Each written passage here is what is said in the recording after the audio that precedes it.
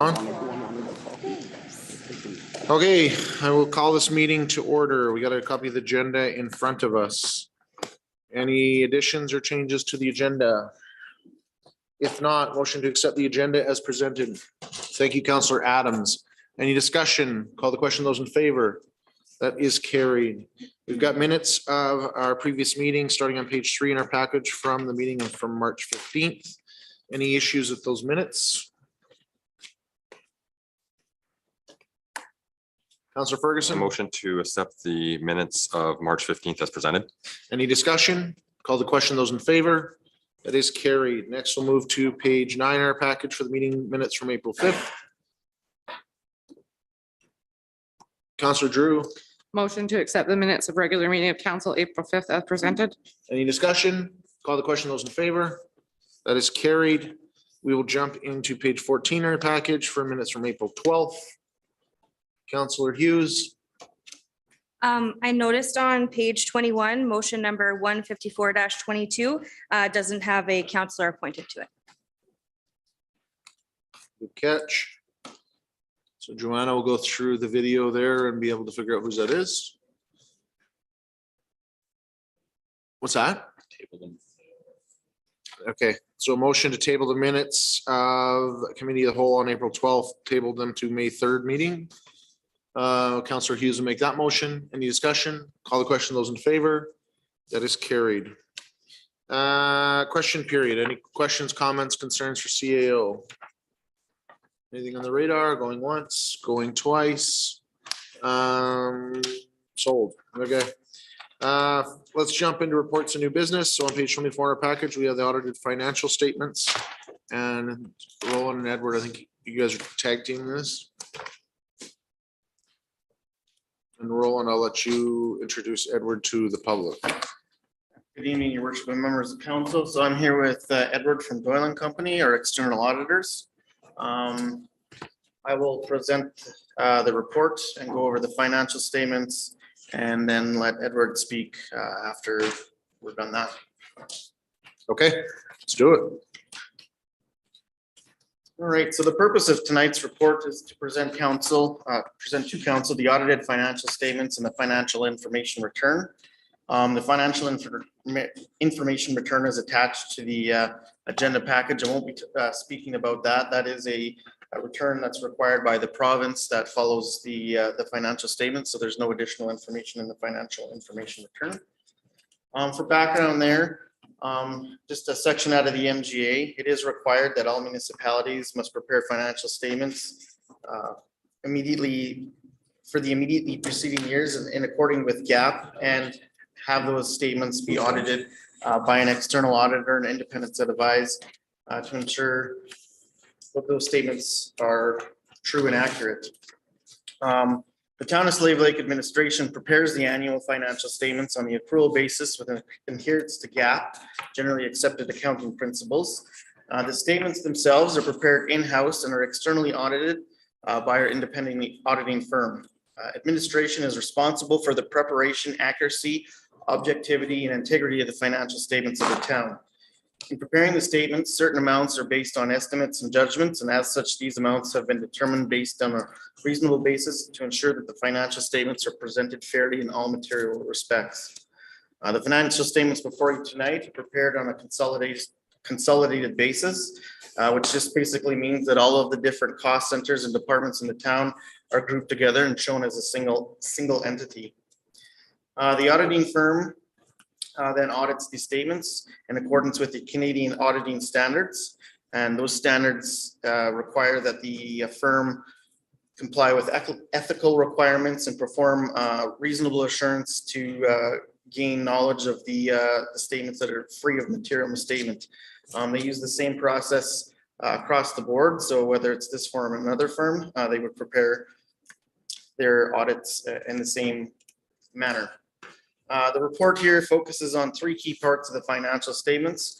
The consolidated statement of financial position, also referred to as the balance sheet, the consolidated statement of income, and the schedule of changes in accumulated surplus. For other additional information that expands upon the numbers, this additional information can be found in the notes of the financial statements. And as previously mentioned, the FIR is prepared based upon the information within these statements, and then that return is sent to the provincial government. So starting with the changes in financial position, the town ended the year of December 31st, 2021 with a balance of $10,253,179 in its cash. This is an increase from the prior year's balance of $7.6 million. Accounts receivable ended the year at $4.8 million, slightly down from the prior year.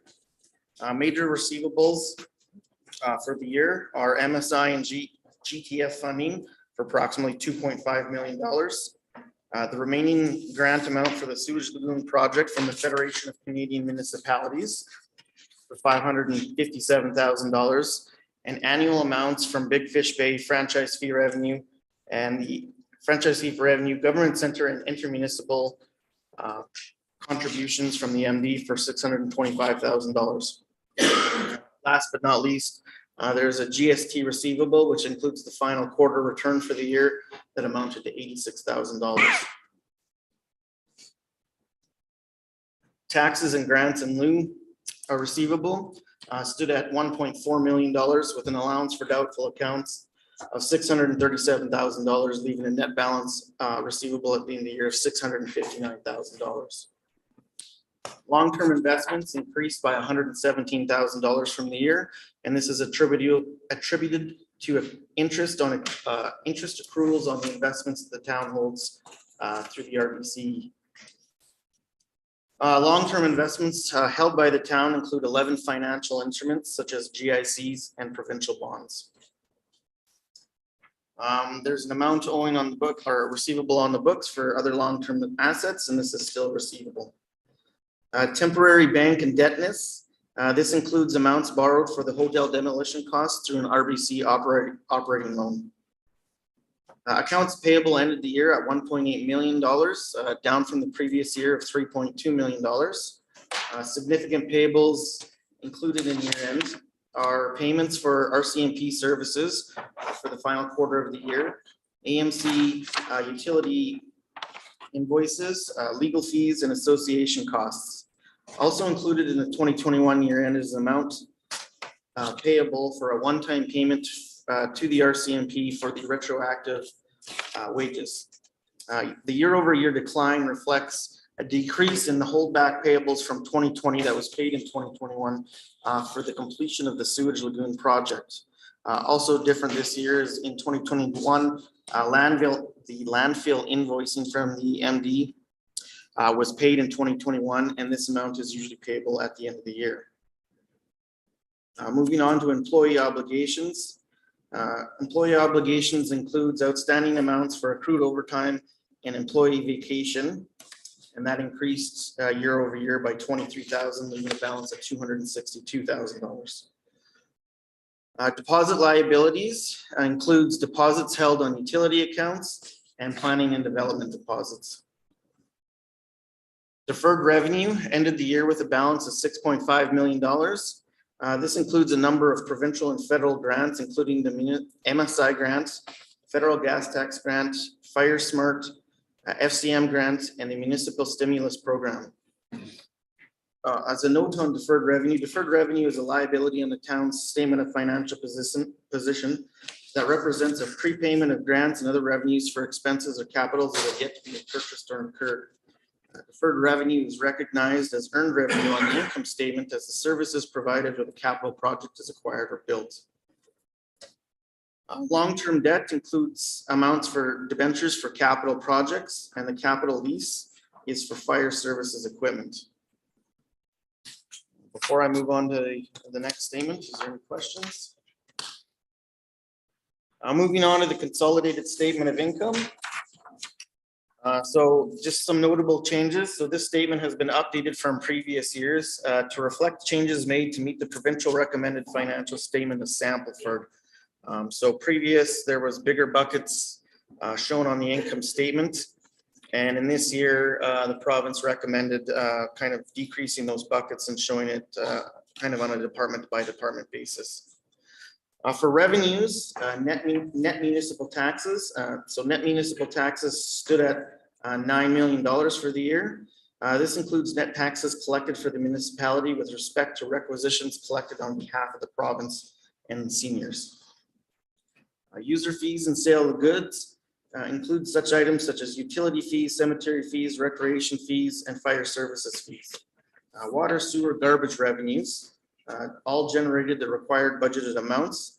Programming fees, pool fees, and MRC fees, however, all experienced lower revenues due to facility closures. Fire services motor vehicle revenues were also lower for the year. This is a result of recoverable amounts that are recouped from the province being lower this year. Good news on that though, the reduction in revenue was offset from the out-of-town deployment revenue generated from assisting services in BC. Government transfers for operating. So these amounts are transfers from the government, which include police wage grants, FCSS funding, as well as the recognition of Fire Smart grant funding, MSI operating funding for the library, and MD of Lesser Slave River intermunicipal and fire services payments. Licenses and permits includes business license fees and development permits, which ended the year above budget but below prior years. Fines account for the police fines, community fines, and photo radar revenue. Net photo radar funds amounted to $113,000 for the year, and this was transferred to reserve.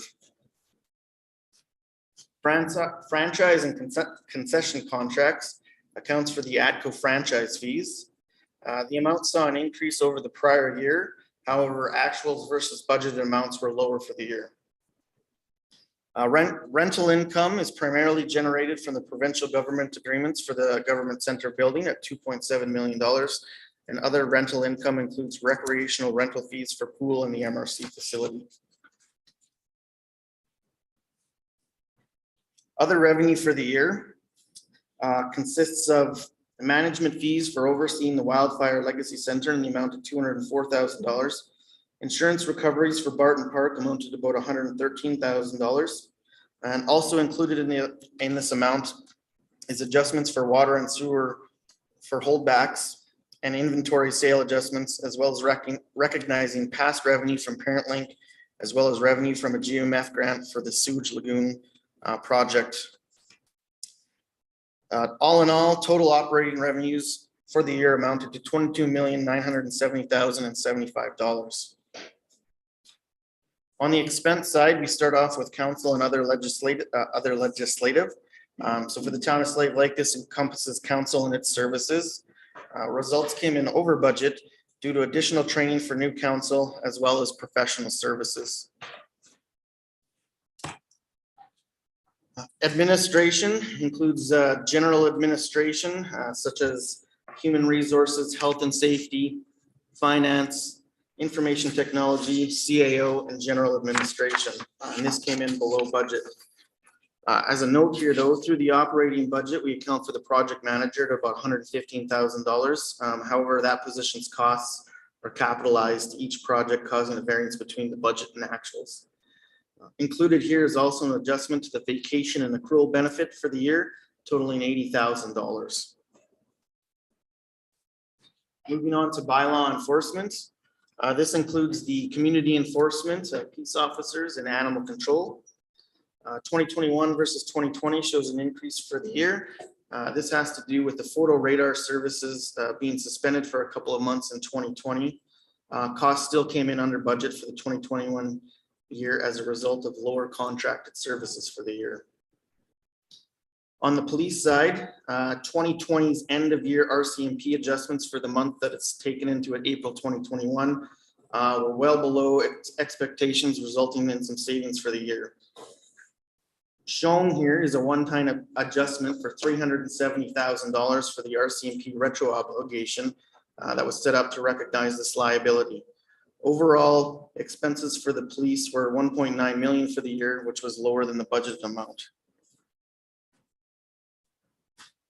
Fire includes our fire services operations such as search and rescue, dangerous goods, and fire smarts. Costs here slightly exceeded budget for the year as a result of material cost increases and supply replacement. Under transportation, this includes the operation department, which covers our roads, streets, walks, and lighting, as well as our contribution to the airport. This came under budget due to staff vacancy was within the department for the year. Water supply and distribution includes the water supply chain from the pumping of raw water through the treatment process onto the delivery to the end user. Savings here resulted from treatment chemicals budget for the year versus the amount of chemicals actually needed for the year, as well as some additional power savings that we saw. For wastewater treatment and disposal, this includes the cost for the treatment process for the lagoon, as well as the system of pipes and lift stations that have been set up in previous years. That carry our waste. Costs here exceeded the budgeted amount as a result of the increased power consumption of the new blower houses that run the waste lagoon. For waste management, overall, this came in on budget.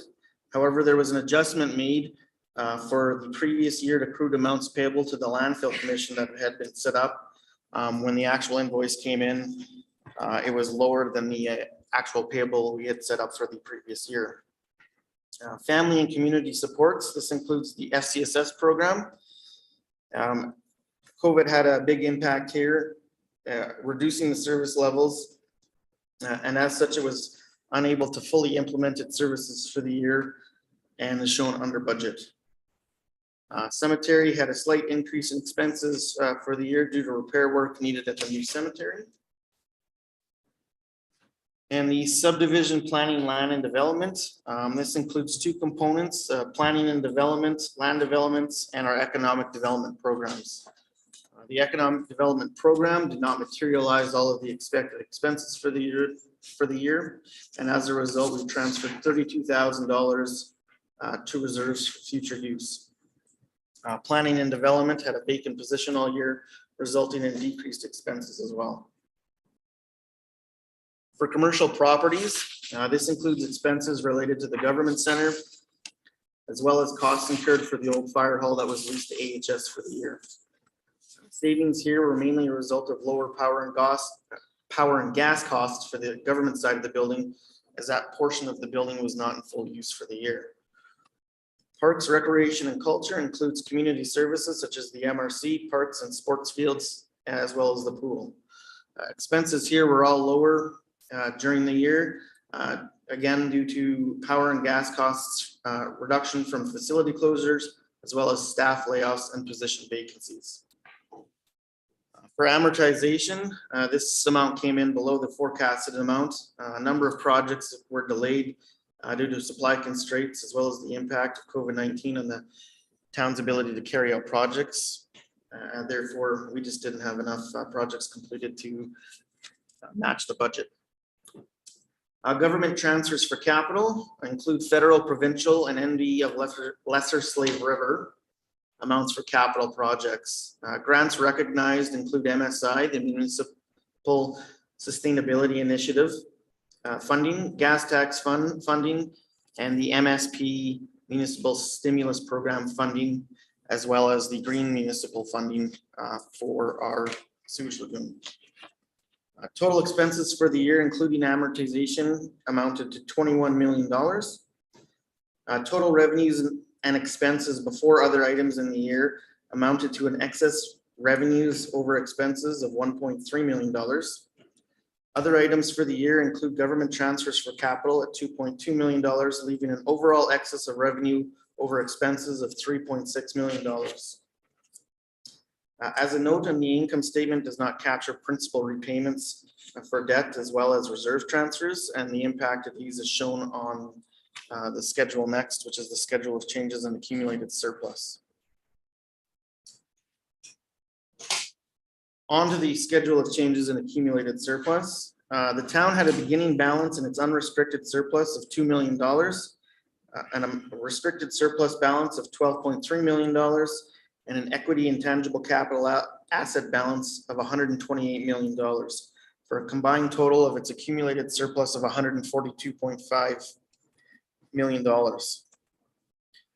Excess revenue over expenditures, which includes operating revenue and expenditures as well as capital revenue, but not capital purchases, resulted in net revenues of $3.6 million. Transfers to reserve amounted to $3.4 million, and reserves used for capital projects amounted to $1.3 million. Government transfers for capital amounted to $2.2 million and were used to fund capital additions. Long-term debt issued for the year amounted to $6.4 million from loan proceeds from the Federation of Canadian Municipalities under their Green Municipal Fund for the Sewage Lagoon project.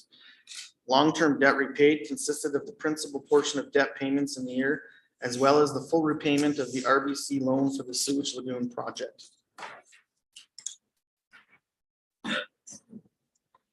Overall, there was a total of $3.6 million in capital additions for the year. $1.5 million worth of projects have been moved from work in progress, mainly the Gloryland Road project, to an active depreciating asset.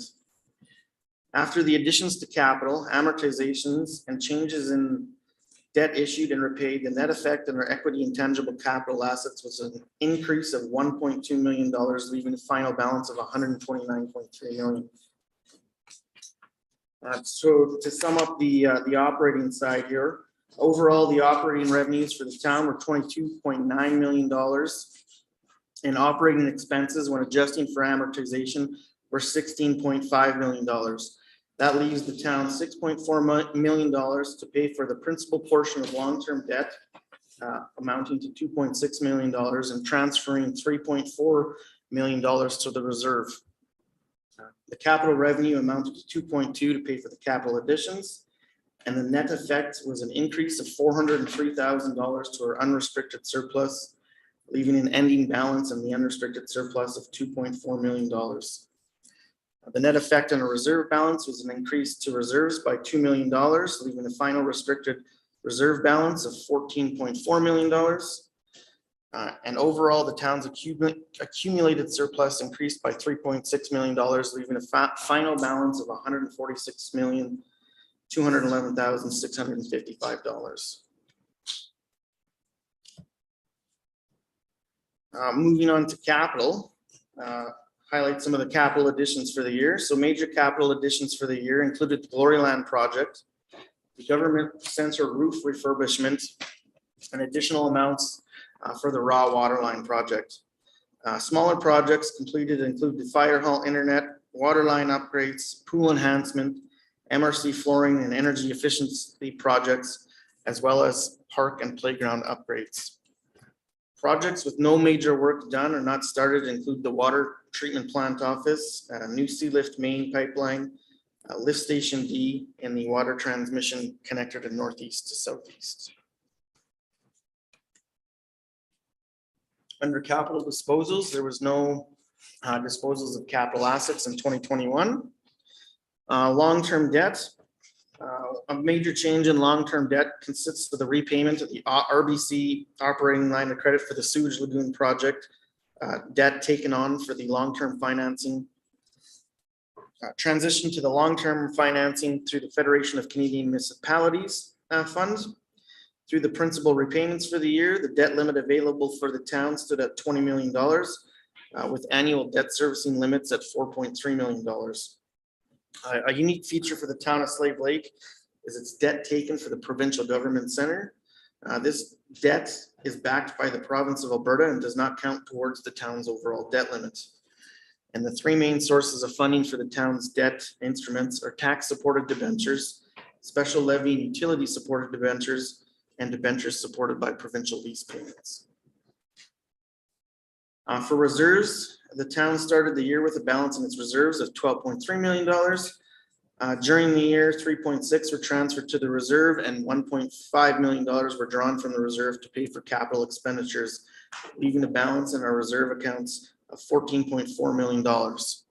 And reserves consist of a mixture of long-term financial instruments such as GICs and bonds, as well as cash on hand. So in summary, the impact of COVID-19 in the 2021 year centered really around operational challenges due to facility closures and the impact of staffing levels. Administration continued to provide vital services to the community and provided services to residents where allowed through 2021 in light of the pandemic within the budgeted guidelines approved by council. The surplus for the end of the year is a result of overall wages incurred versus budgeted amounts. While revenues from many community facilities saw a significant decrease in revenue for the year, the vacant positions within the town for the year outweighed the loss in revenue. And overall, the town has received a clean audit report from the auditor. With that, I can entertain any questions or pass it off to Edward for his. Let's pass it off to Edward and then we'll jump into questions. Sounds good. Well, thanks, Roland, for that. Thank you, your worship and members of council. My name is Edward with Doyle and Company. We're the independent external auditors. So, you know, we've maintained our independence and objectivity throughout the entirety of the audit. We assess it at the beginning, the middle, the end, to make sure that that's not jeopardized anytime throughout the audit. And throughout the year, December 31st, 2021, we've issued a clean, unqualified audit opinion. Had no disagreements with any members of council, any staff members. Everybody was really cooperative in providing us the support in gathering our audit evidence. So thank you guys again for that. Yeah, so we haven't found any instances of fraud.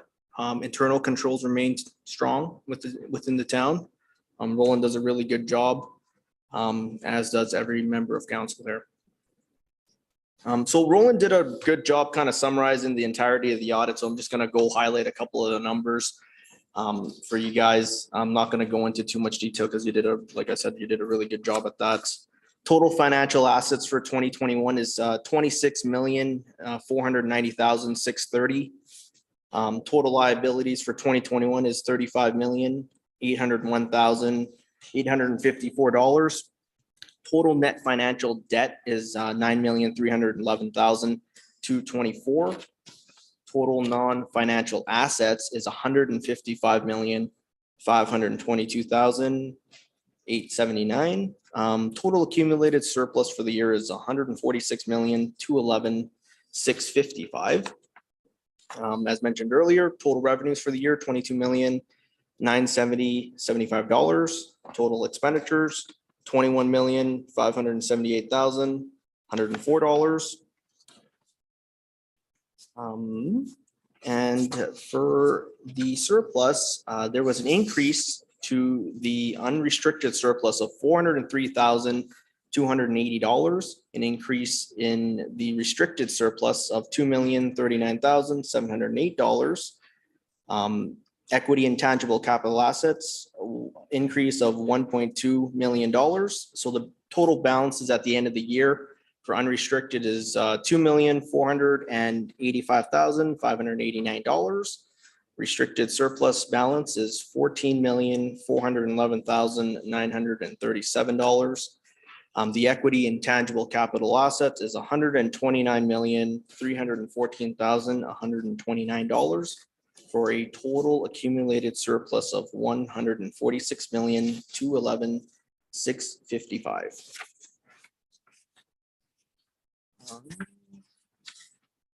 And the last item I will talk about is the total debt limit. Roland mentioned that a little bit, but the total debt limit available for 2021 is $21,196,534.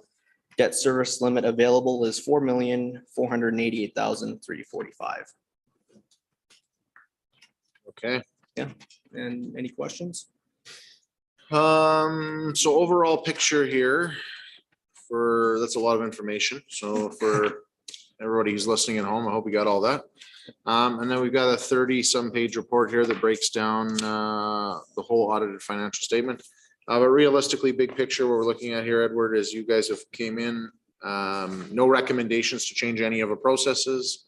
In the past, we've had items where the management letter came forward that said, hey, you know, here's a recommendation that we should do something different, or here's a note that's on there that we're kind of concerned about. None of that stuff was found. No management letter this year. Everything was good. All controls are good. You know, we look at the controls when we're performing the audit. Everything was nice and clean and tight. And the big picture is that we increased the amount of money in our reserves And our big picture here is our unrestricted surplus, which, you know, really looks at revenue over expenses. We were $400,000 to the good. Correct. Okay. Yep. And so although there are some, the unrestricted surplus line has an accumulation amount of approximately $2.4 million. This is from years of surpluses that have built up. And so one of the conversations that we had during our budget process was that we need to clean some of those pieces up. And so I know a report's coming forward to council in the future that will outline moving some of that money into various pots that would become part of our restricted surplus as well. Okay. Any questions from council?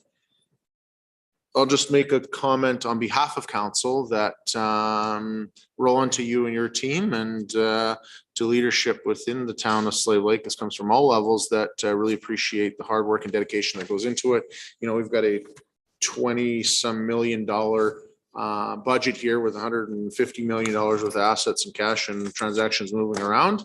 And to come through and find no issues with any of that and no recommendations to change anything you're doing. That's outstanding. So we appreciate it very, very much. And so do the 7,000 taxpayers that have contributed to its success. Thank you. If there's no questions from council, Councillor Adams. Make a motion, resolve that council adopt the financial statements and the financial information return for the year ending December 31st, 2021. Any discussion? Call the question. Those in favor? That is carried. I want to make a motion though, just so we don't forget about it. So one of the things for the public, we go through this in a lot of detail ahead of time here with Doyle and Edward to understand all these numbers in this 30 pages of here. And so to keep that 3 hours out of the regular meeting. One of the things that was identified is there is a liability for $115,000, $115,263 that's been on our books for a long time.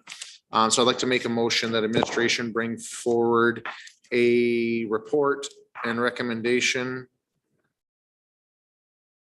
to deal with the $115,263 line item under other long-term assets to a future council meeting. Any discussion? Call the question. Those in favor? That is carried. Okay, thank you very much, gentlemen. Thank you, guys. Our next report is review of planning fees.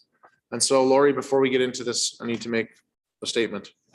And so first off, council has been talking about this. This is something we threw on as a motion. Actually, I believe I made the motion last year to talk about planning and development fees. And the surrounding piece was around the fact that council wanted to understand where our numbers were at, what kind of impact that it had on development as a whole. When we've been talking about strategic planning and growth and economic development, you know, is there changes that we should make that to incentivize people to come? It also came as a comment during our housing discussions. When we're talking about affordable housing, you know, in the conversations with council during budget and strategic planning, you know, really realistically, when it comes to affordable housing, it's a supply issue more than anything. And so we understand that there's a lot of factors that go into that. Full disclosure, I personally have no development permits in with the town of Slave Lake currently, but I may in the future. And as such, I am going to remove myself from this discussion, but I did want to add that point of clarity because I'm the one that made the motion and said that we should be talking about these things. So with that, I'm going to bow out. And I'll let you go. All right. Bryce, you'll have to take over. I'll bow out for similar reasons. Okay, members of council, as was stated, this was a council request that administration review planning and development fees for services that are provided by the department. So Samantha went out and obtained survey data, which was basically fees bylaws from, I think was 7 different municipalities of like demographic and size to Slave Lake. And we do have a policy around which communities we survey. So I've prepared, taken the data from those and prepared spreadsheets for you. You'll notice that at the top of each page in yellow, I put the Slave Lake numbers so that it's easy for you to cross-reference back and forth from each municipality, what they're charging for a particular fee versus what the town of Slave Lake is. I also provided some averages sheets, but if there were zeros included in the municipality or the municipality didn't charge a fee, they weren't included in the average. So the average is just of those where fees were provided.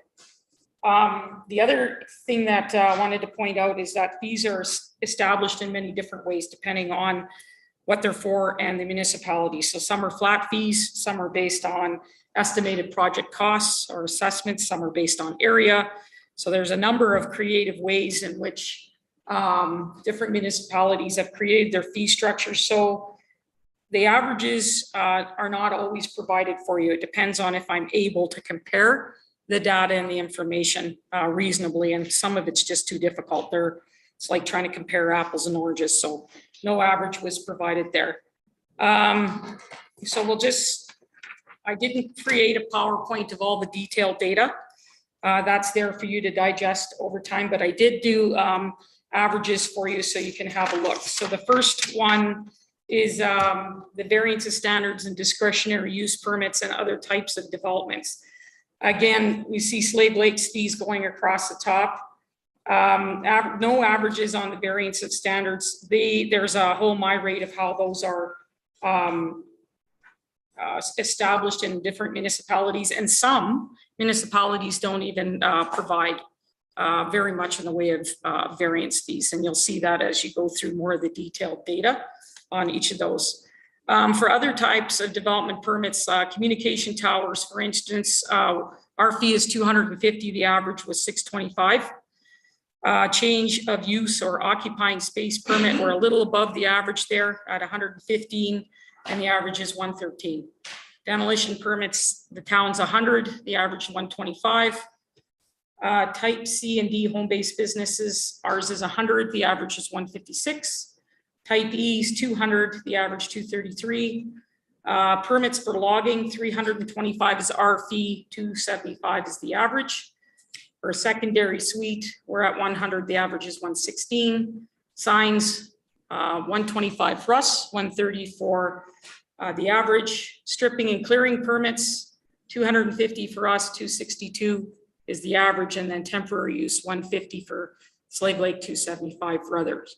So on the whole, and I'll keep going here, what I found is typically we're sitting right about mid-range, sometimes slightly higher, sometimes lower, but roughly right in the center. And I also wanted to point out that when we established the development permit fees, I think it was 2015, at that time, we did research data before creating the fees bylaw, and at that time we were center or middle of the road for our fee structures at that time as well. So nothing has really changed all that much over the last 7 years, 6-7 years.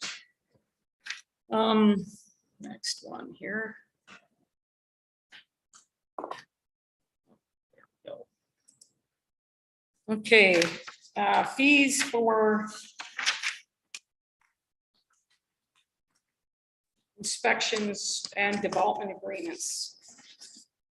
So this one, again, the town of Slave Lake charges for some of these things that other municipalities either don't, or they lump together, or the fees were calculated in a different way. So I haven't provided you any averages here, but I'll go through them. Inspections and services are things that the town of Slave Lake either requires town staff or our engineer or somebody to be present to do an inspection. So one of those is, the first one is lock rating inspections. You get, under policy, you get 2 inspections at no charge, and then anything additional beyond that is charged at a rate of $125 per inspection. Reviewing of servicing plans, infrastructure inspections, these 2 are really tied to subdivision development more than anything else. The town, as per policy, the town will provide one review of servicing plans by the town's engineer at no charge to the developer, but additional reviews are charged. And that's as per policy CD 024. Infrastructure inspections, the town charges $1,300 for this one, and this one is definitely tied to the initial acceptance certificate and final acceptance certificate process, which is everything to do with the subdivision of land and the acceptance of municipal improvements. So the town provides one inspection by the town's engineer and our administrative staff for the IAC and FAC process for each one. And then anything over and above that is charged at $1,300 per inspection as per policy CD 023. Any questions on those two? No, pretty straightforward. Okay, development agreements, if we're able to prepare them in-house, we have some template documents. So sometimes the developments are not complex and we can use the master template we have. However, so then we would charge $500 for preparation of the agreement at that rate.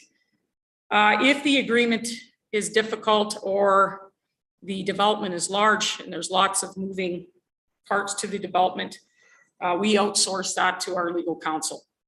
And how the policy works is that the town will pay the first $1,500 in legal fees, and anything over and above that in additional legal is charged back to the developer under policy CD 015. So the developer is also notified of this. They sign acknowledgement forms with respect to the servicing plan review, inspections, and development agreements. So they're aware when they start their subdivision process, what the fees will be and what they get from the town at no charge and when it will be charged back to them. Okay, so other fees, subdivision development appeal. This is a development appeal to the SDAB. It's $300 and the average was $250. Subdivision appeals to the SDAB, our fee is $400. The average was $250. To amend a statutory plan, ours was $1,000 per plan. You'll see as you go through the data, they range. Sometimes they include all amendments to statutory plans under one large fee. It just depends. So that one was really difficult to try to give you a comparison. Road closure, we charge $650. The average is $960. Municipal reserve removal or disposal, we charge $800. The average was $1975. Encroachment agreements, we charge $300. Property file history searches, we charge $200. And then compliance letters, for residential compliance, it's $60 for us, $87 is the average. For a rush, we charge $100, so it's 1 day service. The average is $164. For a compliance for a multifamily dwelling, we charge $150, the average is $142. And for a multifamily dwelling rush service, we charge $300 and the average is $278. Any questions on that one? No? Okay. Wait a minute here.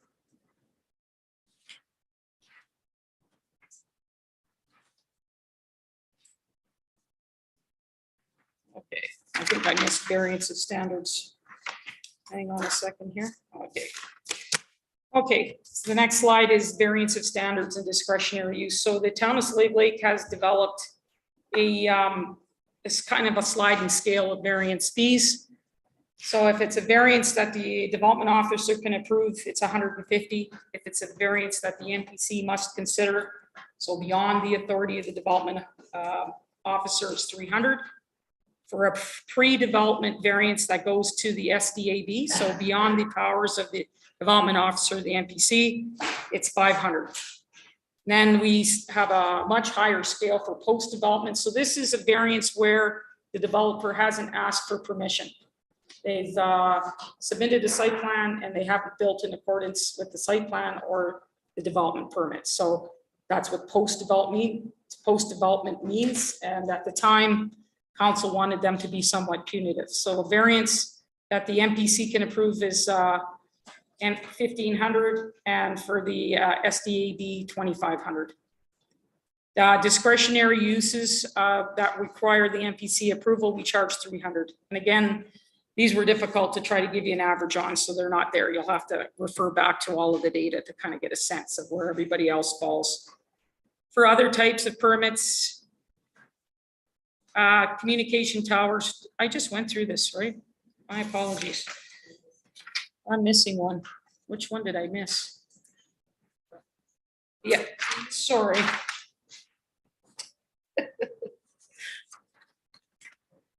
There we go. I apologize. I think I just put them together in the wrong order. Okay, single family dwelling. So these are residential permits fees. For a single family dwelling, we charge $150. The average is $157. For an addition to a dwelling, 75 for Slave Lake, 70 is the average. For a garage, 75 for Slave Lake, 64 is the average. For a mobile home, 125. For Slave Lake, 151 is the average. For sheds, decks and steps, or minor development permit fee, it's $50. The average is 60. For a semi-detached or duplex, so that's 2 residential units, we charge 200. The average is 221. And then for the next 3, these were, again, difficult to give you an average, but just to highlight what we charge for multifamily units, 3 to 4 units, $225 plus a $50 per unit fee. For multifamily with more than 4 units, 300 is a flat fee plus 50 per unit. And then for a renovation or addition to any of those, it's $200. For commercial, industrial, and institutional permits, an accessory structure is $100 for Slave Lake, and the average is $131. And not many averages here again. Minor developments such as an aircraft hangar or minor industrial, commercial, or institutional development be $200. For a new development, addition or renovation or a major reno, and any of those commercial, industrial, institutional would be $250 flat fee plus $1.50 per meter square of gross floor area. For bunk houses, we charge an annual fee of $1,000. With that $1,000, though, the town of Slave Lake does actually do annual inspections of our bunk houses. And we also have safety codes inspection that is done at the same time, and inspection from fire services and Alberta Health Services. And the town pays for the safety codes inspectors to come up and do that inspection. So a good part of that $1,000 annual fee is cost recovery to establish and set up those inspections of those facilities.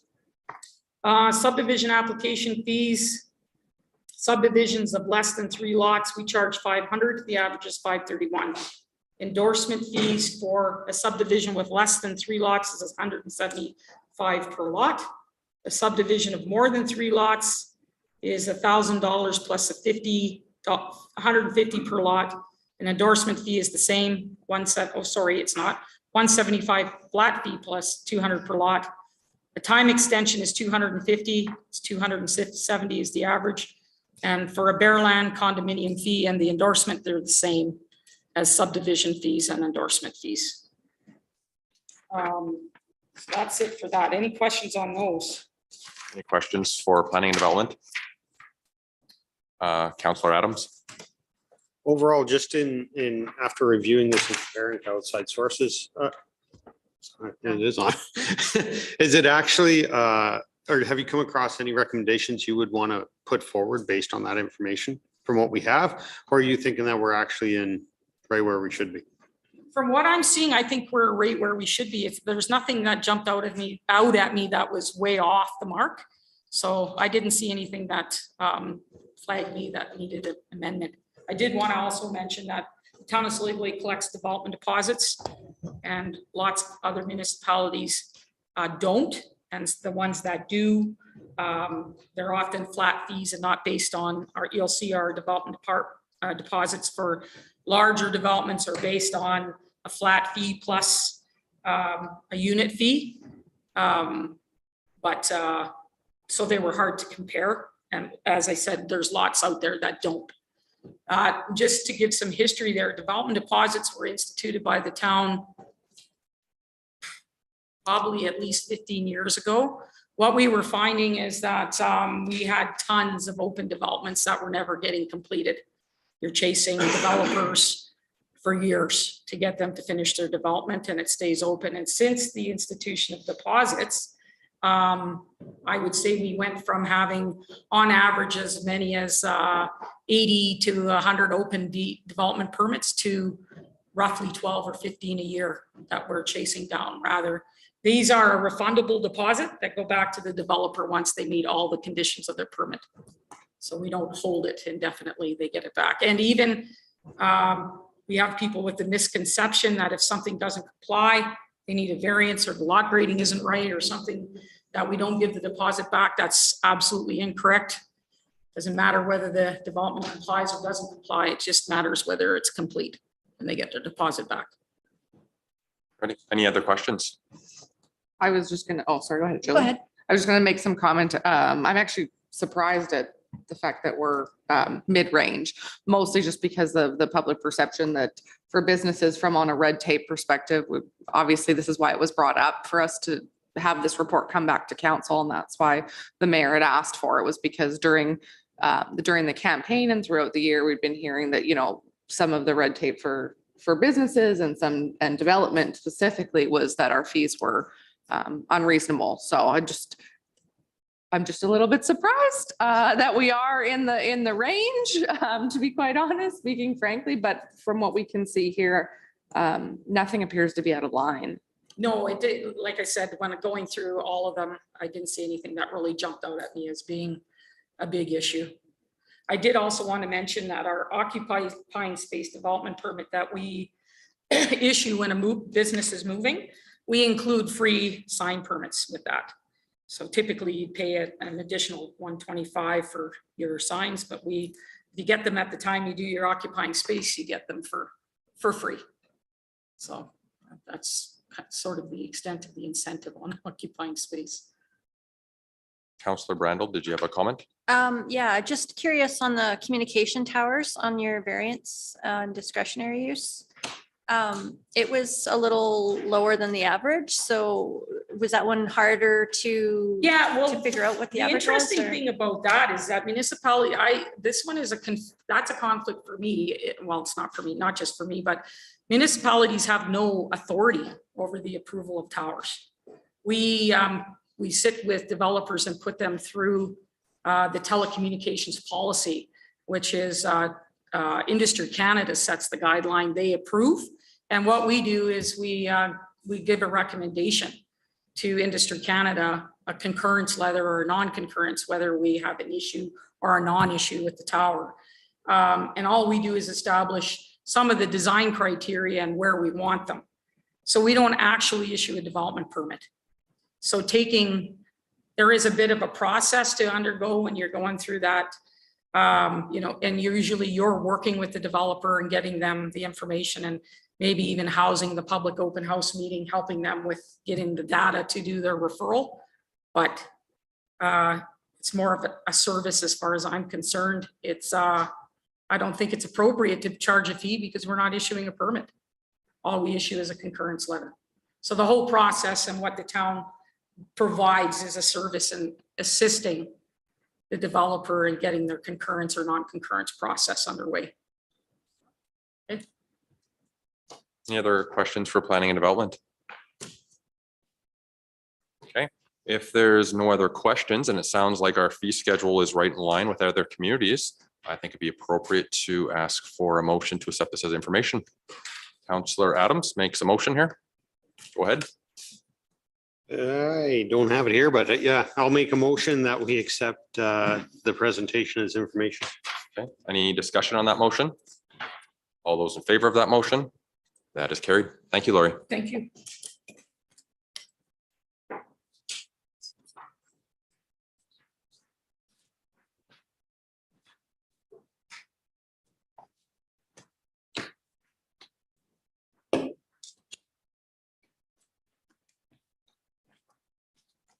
Okay, so page 82 in our package. Next, we'll jump into service level discussion. Alex. Really warming up in here. Thank you, Mayor and Council. Here tonight to discuss service levels for the Fire Smart operations within the town. So since 2011, the Let's just say Regional Fire Service has been committed to continuing to practice in the 7 disciplines of Fire Smart. So they are education, vegetation management, legislation and planning, development considerations, interagency cooperation, cross-training and emergency planning. The big ones that we still continue to work with on a weekly basis are education, veg management, cross-training and emergency planning. Since 2012, the Leicester Slave Regional Fire Service annually conducts hazard reduction burning. So approximately 50 hectares of grass in the town limits annually and shrubbery. Hazard reduction burning is a strategic use of fire to reduce the overall wildfire hazard in and around the town of Slave Lake. In addition to reducing the wildfire hazard, these burns create and enhance areas that can be used for firefighting tactics, including use of sprinkler lines and creation of fire guards. These burns are conducted using fire service staff, paid on-call members, and Alberta Wildfire Forestry crews. Starting in April, we get into operational readiness. We get our trailers ready, we start training, we get our pumps and trailers ready, as well as start to put our skid units in our trucks. We also have an ongoing mowing program. Annually, we mow approximately 20 hectares of grass within the town limits. This is accomplished using fire services staff, including a Fire Smart summer student when available, and equipment that was purchased through the Fire Smart grant. Mowing assists in creating fire breaks within the town, and in drier seasons helps keep the dry grass in manageable levels while assisting the town park staff. We also participate in annual Fire Smart cleanup days in Martin Beach, Widewater, and Canny Creek, as well as ongoing Fire Smart home assessments, accessible to residents by contacting the Leicester Slave Regional Fire Service. We'll also attend education days at local schools, provide info sessions when requested, educate citizens about Fire Smart and why it's important, and we continue to work with the town and MD planning and development staff on Fire Smart information for new and existing building permits. That's kind of where we're at, usually starting a little bit earlier than now. With the weather outside, we have a bit of a cushion, I guess, for the next few days, but you will start to see HR burning conducted around town. It's already started in the MD a little bit, and will continue until the hazard climbs too high where it's not safe to burn within town limits. Okay. Questions, comments from council? As I see none, this was for your information. I'll require Councilor Brandel. I will move that council accept the report as information. Any further discussion? Call the question. Those in favor? That's carried. Thank you, Alex. Thanks, Alex. Okay, page 84 in our package, recreation facility rates bylaw, Jill.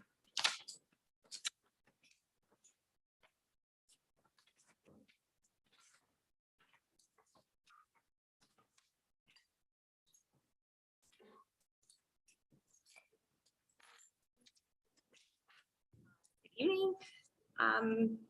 Every 2 years about, we do a fee review for our recreation and facilities bylaw. We didn't do one in 2021, 2022, so we go by season. We start in September to kind of capture the ice season. We didn't do one this past season.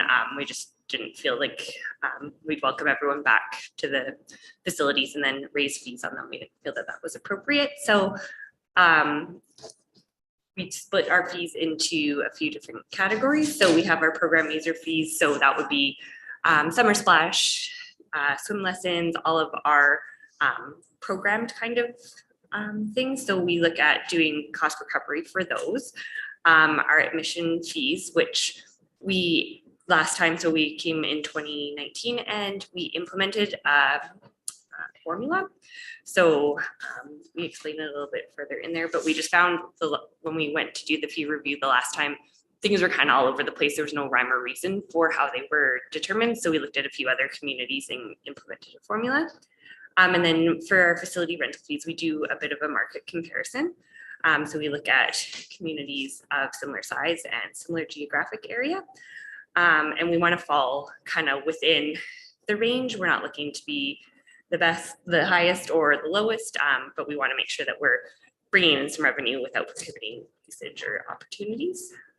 So in 2017, we did a 2% increase. And then in 2019, we did a 2% increase over so 4% overall, 2% in 2019 and 2% in 2020, which is what we're proposing again this year. So just so that it's not a huge jump up for people, and we have our fees set for a couple years. And on the back end, it is quite a bit of work to go in and reprogram our computer system. So we like to have kind of a plan when we're looking ahead at it.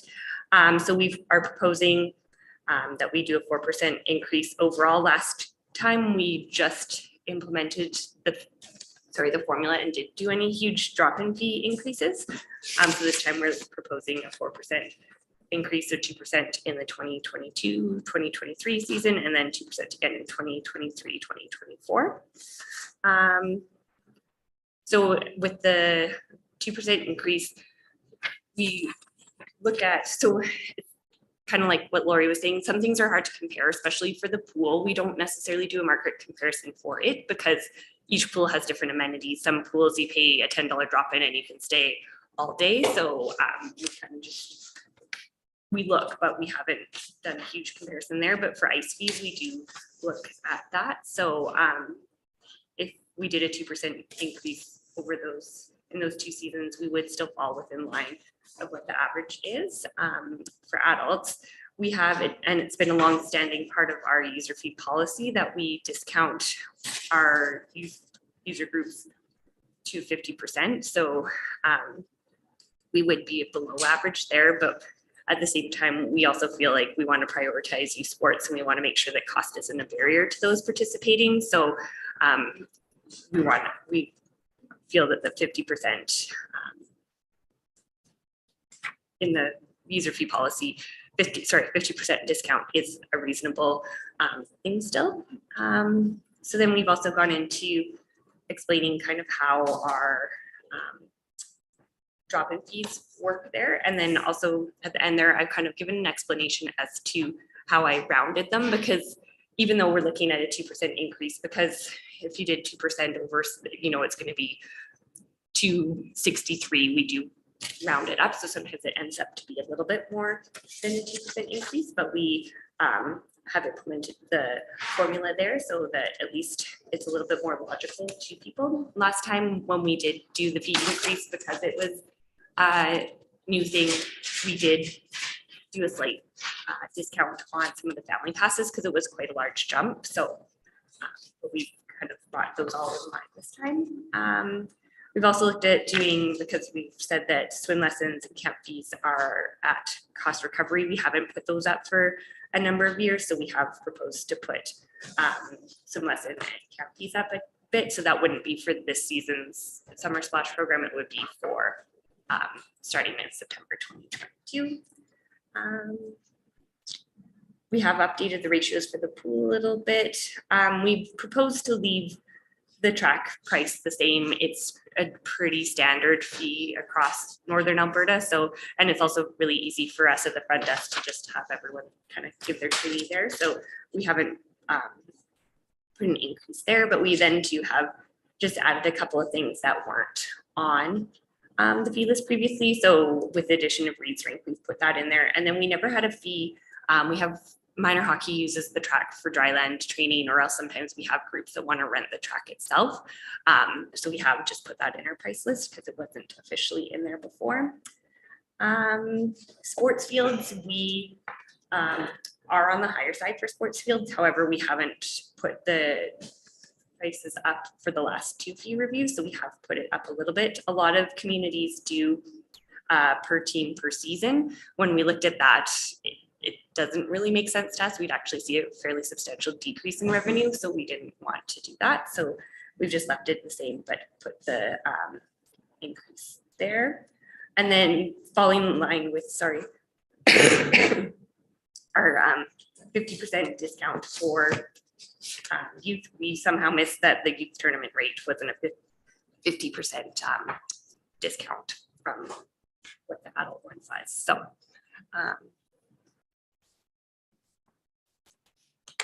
so attached there is our user fee policy, as well as it kind of there's shows the difference between our 2020 fees to 2022 because they all fall in line now with the formula, and it's a 2% increase across the board. It is a fairly even increase for each fee there. There is a slight error there. under the multi-facility one, there's a line there that just should have been crossed out where there's a red there. So that was just an error on my part, but you can see the increase. Our goal is to make sure that we're not increasing it so substantially that user groups aren't like it's going to be very impactful for their users, because ultimately they charge it back to their users. Otherwise, yeah, then we've included the fees for the next 2 years. Just a comment in general, we do have a summer ice fee, and I know that we haven't necessarily used it in the past, but this year we have. I personally have had no comments that that's too high of a fee. I know that there's some rumblings in the community, but otherwise, like, no one's come to me to complain, and we have worked with some of those groups that rent on a regular basis to give them a little bit of break on fees, but otherwise no one's complained to me about fees there, so. Yeah. So Okay. we're Let's jump into questions, comments. Counselor Ferguson. Thanks for preparing this, Jill. I do have a couple questions. Yeah. Just looking through it, so you've mentioned that you're trying to keep a formula. Youth is at 50%, seniors and I guess younger adults like 25%, but going through some of the increases, it just seems they're kind of flat. They're all the same across the board. It Shouldn't they, that same formula follow then, that it be? So it's for,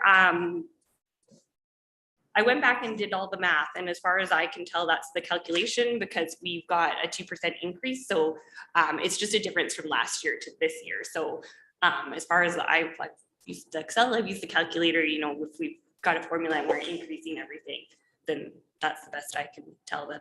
Yeah, because I was just looking through, and like, for example, like a child right now, I think it's currently for 1 year, it's $180 a year.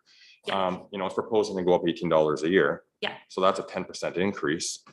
But yet a family, they're currently paying $720, and that's proposing to go up $18 as well, which is a 2.5% increase. So I'm just. It's so the 2% increase is for the single drop in, and then our memberships are based on the single drop-in fee. So, so at 10 passes, you get a discount of 1. A 1 month is based on 12 visits. 3 months is a 25% savings over 1 month. 6 months is 33% savings over the 1 month, and year is 50%. So it's all proportionate based on your single drop-in fee, which was an increase. Okay. Yeah, that's it for questions for now. Other questions, comments, Counselor Drew and then Counselor Adams. I just had a question is why we haven't, well, I see here that we obviously don't have the prime time, like the differentiation, and that some other communities have it. I was wondering if in the past it was something we looked at to try and boost usership during the day. We did, currently, we don't have staff to staff the day. Okay. So we just haven't offered it. We do have the ability to discount up to 20% within our user fee policy. So if we're Okay. trying to boost things like over Christmas, because the minor sport groups give up their time, so we'll do like a Christmas ice price thing. Okay, there. and then just So, reduce the price with but the. yeah, we generally, the only user we see during the day are the schools, and they don't pay as part of the joint ACE agreement, so. Okay, and then you said that it's in the bylaw that there is discretionary up to 20%. Yeah. Okay, Yeah. thank you. Counselor Adams. Couple of questions. First off, with the program user fees and that usage, what kind of percentage of the available time is used for that? Do we know? Does that account for 20% of our available time? The rest is on drop-in admission fees and rental fees, facility rentals, or is it like, where would that usage lie? I don't quite understand, sorry. So you're looking at So like, under your program user fees and those bookings that are on there, how much of the MRC time does that use? Possible booking time. Does that make sense? so looking at like user groups versus drop-in times, or, so it varies per facility. Like the pool is majority public access. They do have swim club rentals starting in May. I don't know the percentage off the top of my head, whereas the arena, we have a huge demand for user group time. So we try and keep 3 public drop-in sessions during the afternoon, evenings during the week. And then we have drop-in sessions during the day for public access. And then the field house is primarily all public access. Again, we have minor ball that uses for their spring camp and minor soccer that uses, but I mean, I could figure it out, but it varies per facility based on the demand. Because of the nature of ice arenas, it is the majority is user groups because it's not as much of a free flow based kind of thing. Whereas the field house, someone could just come in and play basketball by themselves or grab a couple friends and play pickleball. So those user groups are utilizing the majority of the time at the in the MRC? ice arena, yeah. And then we have specific times. We try and keep the field house as much public access as we can in the evenings because we have some core adult sport groups. So drop-in soccer has a huge base. We've done some youth pickleball drop-ins now. If like, I think minor soccer and minor baseball would take up the whole thing if they, I mean, they have to have the membership, but if they could, but we also try to make sure that there are those opportunities for adults as well, because we are such a heavy hockey community. We do want to make sure that there's those other options for people that don't just play hockey. Yeah. So. So then when you're saying full cost recovery on that, how are you determining, what do you mean by full cost recovery? So that would be for programs. So that's like our Walk Your Way to Fitness, PDD camps, all those kind of ones, not necessarily our drop-in programming. So for Summer Splash, like we do a budget based per program. So Summer Splash, we would figure out our how many kids we have registered, their registration fees, how much our staffing costs, how much our busing costs, how much our out trips cost, and then do our cost So recovery not the that way. facility costs? No, we don't generally figure out. I know in other communities, we put like a 20% overhead cost, or else we used to have a facility reserve where I think it was like 2% off of every program, just went back in, but that's not how our budgets are formatted. So we just don't calculate in our costs. We will look at it for other external facilities, but not for our internal facilities. So we generally use the dry floor for our programs. So we won't we'll try and pick the spot that's most underutilized, I guess. So we're not gonna pick something like pick a facility that has high demand. We'll pick something that's underutilized so that we're not losing revenue that way. Okay. I'll keep going then. Counselor. The other question I had is you've got, we have a 10 pass, a month membership, 3 months, 6 month, year, multifamily, corporate. Why so many? I guess what I'm getting at, why not drive more to the yearly membership so we have a more stable income rather than doing 1, 3, and 6? Because most people can't afford a year membership. They want to budget it. So, and lots of people too only utilize the facility during the winter months. So they're not like the summer in the MRC is dead. A lot of the time we are working on ways to boost our memberships, and then too, like we have the seniors that get sponsored October through March. So they don't want to buy your membership because they want for free. So they're going to look at that 6-month membership. And then the multi-facility one. So the swimming pool and the multi-rec center are the same. We just divided up because when we didn't, people got confused. So adding to that question, because I feel like 10 years, I keep saying the same thing. So family memberships for a year, like yearly long memberships, how many do we sell? Let's call it extremely minimum. Okay, so obviously that doesn't work. So I guess, couldn't we look at an option where, and a large, the biggest reason it doesn't work is because the average household doesn't want to take that in one big shot. So why can't we do something where we invoice them every month, divided it over the 12 months and let it go? Like realistically, what might happen? That's all right. Realistically, we just don't have the manpower to do that. Like that's very, very administratively heavy. Say that's Yeah. from a back. So I was gonna say, for the amount of time that it takes me, because I'm doing all the monthly hockey invoicing, like that takes me a good day to do all the ice user invoicing. So if you had, like, there are ways to do it through the computer system. However, then if you have failed payments, you have to go back and manage that. Other communities do that, but then they charge a premium for the administrative cost for the monthly payments on a year membership and all that kind of stuff. So it's not impossible. It's just it's It not. actually, I was gonna say, it actually makes your fees go up. So any type of subscription-based service from an accounting perspective on the back end becomes more complicated, especially when you have fees that are bouncing. So let's say it costs, I don't know, $50 a month or something like that. So every time that gets bounced, then that creates such an internal hassle, especially when you're looking at reconciliation of accounts. Yeah, So- and we do it for Summer Splash. And it's like, when I was in the programming role, that was basically the majority of my job in the summer was to track down people for payments or their check would bounce. And then you don't find out that their check's bounced until like 2 weeks later because. of Or that the whole EFT process. doesn't go through. Yeah, I've seen it a few times across a variety of organizations, and the computer systems are capable of doing that. Like, it's not like the technology is not there, but the problem is the reliability on the other end for the EFTs going through consistently. You'll have some that work fine, and then you'll have the others where there's issues with the balances in accounts. So I would validate what Jill is saying here, in that it actually would be more expensive. We'd have to charge a premium to have admin time recovery on that with our current IT structure. Yeah, In my that's- opinion. yeah, and it's not impossible. It's just like currently we're not staffed to have someone, all of our staff are in roles that are like operational roles. So it's not something that we have an admin person, and then it puts a lot back on finance too. We have, because they do the back end of reconciling everything. So we'd have to work with them to figure out how to work that.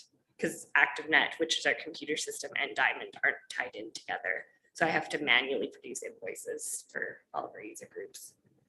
Okay, so I always love, like, if there's a potential opportunity, I understand that with any opportunity, with every chase in revenue, there's gonna be expenses associated with that. You don't just automatically have that. So I guess there's one option. Option one is that we kind of look internally and say, hey, is there a way that we could do this? What would it cost? What does it look like? Could we pursue it? Or option B, 10 years from now, we'll still have this pass that no one buys on our policy. Right? Like, I'd love to explore option We A. could do it. I would just say that we need like one of the key pieces that we're missing right now is having, and Leanne has tried to do it, but we just all keep ending up backfilling. We're missing that key person that could be the administrative person to make sure that they're going through every month to make sure credit card numbers are correct, figuring out which payments have failed, going back and following up with them, canceling memberships so it's not impossible, but we need more support to be able to do that. So that's not currently how we're set up. Okay, and so I do believe the council budgeted some money in our budget for this year to look at processes, IT and admin support. So I challenge us to look at some opportunities there and see what could be flushed out. And maybe this isn't the answer, but I'm just saying, like, either, like, why do we have it if we don't sell it? And if our only, I shouldn't say we don't sell it, because lots of people, that's what they use. Like lots of companies have health spending accounts, so they will purchase a year membership, but the average person is looking at a 6-month one. We do sales as well. So, I mean, it's something that we could push more on sales, but most people are more interested in that short-term commitment for things. So, but we want to have the year option for those people that do want to purchase it. so us doing sales though is like companies that call us and say we want to do this. It's not like we're out there generating. Yeah, no, we do like trying to remember, I think in September, we usually do a back to school sale. And then in January to kind of pick up on the, like everyone's wanting to exercise and do their New Year's resolutions, we will do buy one, 10 pass, get a second for half off. So we do those kind of things. So. Oh, okay. Councilor Adams. I'm just more interested in trying to get people to utilize the facility more often than what they normally would. By buying a 1-month pass, yeah, I get what you're saying, I guess, with the money part, but it creates them to want to get value out of it for that 1 month. That's it. If we got the year, or if we can somehow create that obligation. We never used to have a 1-month pass, but we had a huge demand for people that wanted it. We used to only have 10 passes and 3-month passes, but people were like, I want to, lots of what we find on the track is people are training to do runs. So, you know, for this month, I need to get my big runs in. So I'm going to come because it's based on 12, an average of 12 visits. So if you're coming to the track 3 times a week, it's not worth your time to do your 10 pass. But then then the weather gets nice and they want to run outside. So we responded to the request for the 1 month. But it's the challenge I have with this is our expenses on this building don't go down based on usage. They are what they are. We're dropping $1 million, period. So that's where I have a hard time saying, well, I get it. You only want to use it 3 times a year and I get it, you want to use it 100 times a year. I just feel we need to somehow But then would create. you not rather have people purchase a membership than walk away and not have something that they wanted? $1 million. Question for you, Counselor Adams and everyone else, would making the fees $2 drop in for everybody across the board? You get more butts in there and you get more usage, and like you said, the costs aren't going down. It doesn't have to be $2. I made up a number, but making them incredibly cheap and getting everyone out there exercising and using the facility, like, we're not making money off of this, right? We're barely covering costs. We do, and we've seen a huge increase in I was trying to phone over to the MRC today and I thought their phone was broken, but it was just like they've had a huge demand for people that want to drop in. So it is going up. We're finding that coming out of COVID, people are wanting to get out and do things. So my opinion is, from like a community rec point of view, is that there's so what we're aiming for is those people that aren't comfortable going to Champion or something. So we want to get them in the door, and maybe that 1 month, just my little story of when I worked over there, there was a senior that came in, and when he started, he couldn't make it from the door up to the track, without taking breaks, and he'd have to take the elevator up. Now he comes and he walks a whole bunch of laps every day, and he's done a great job. So would we, from a community recreation standpoint, we want to be that accessible level for people that are just getting back out and getting comfortable, and maybe it's a huge leap for them to buy that 1 month pass, and then we're going to encourage them to buy that 3 month one. We're not always looking to make a bunch of money. We want to get people in the door. We want to provide recreation, and we want to provide opportunities for them. We have things like the Leisure Economic Assistance Program. So if people can't afford it, we provide that opportunity as well. So from my point of view, from the community recreation side of things, we're providing options for people.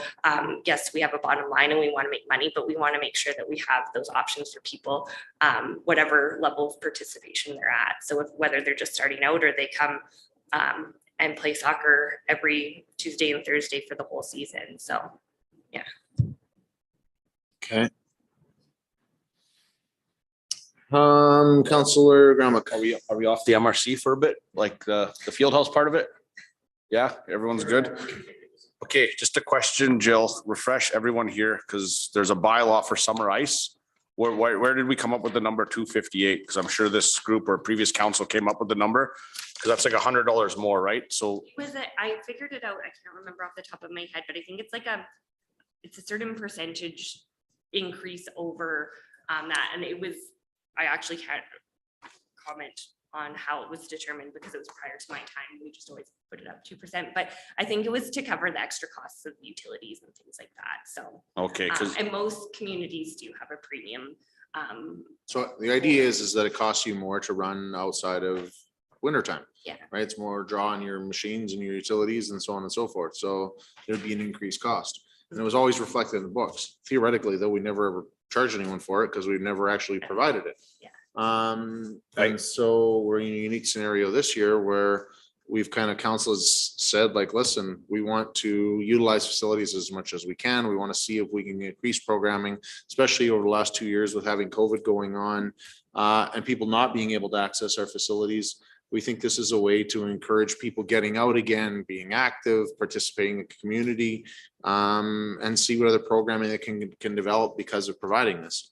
So then the question becomes, do you, our intention at this point was we talked about leaving ice in for April and May and essentially taking it out in June and extending that season. So the way the bylaw reflects though is theoretically for that last month, May 1st, because we've never actually had it in that, we're going to crank up the price. So the question from council is do we need to amend that to say, okay, let's carry through that price with May like we intended to expand our stuff, or do we leave it cranked up and see what happens? Well, it's expensive for for, let's just use hockey as an example. It's more expensive for everybody, but hockey has more people to cover it. But people that usually don't reach out to me, like the figure skating club was like, hey, we're only gonna have 4 or 5 people and we can't divide these costs. Like we can't afford to rent the ice at that rate because it just hits us too hard. And our girls or skaters would like to possibly do it, but that was one group that reached out to me who had. See, that's not the conversation I had with them. And that was like, we worked on a discount with them.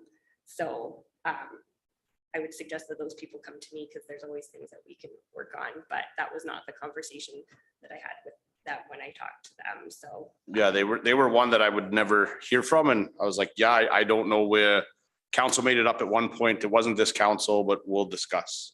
Yeah, and I would say all of our prime times are full, so it's not a deterrent to people. We were having lots of rental requests and things like that, so. So you're seeing good traction. Yeah, we're seeing good traction for sure. So you're seeing good traction.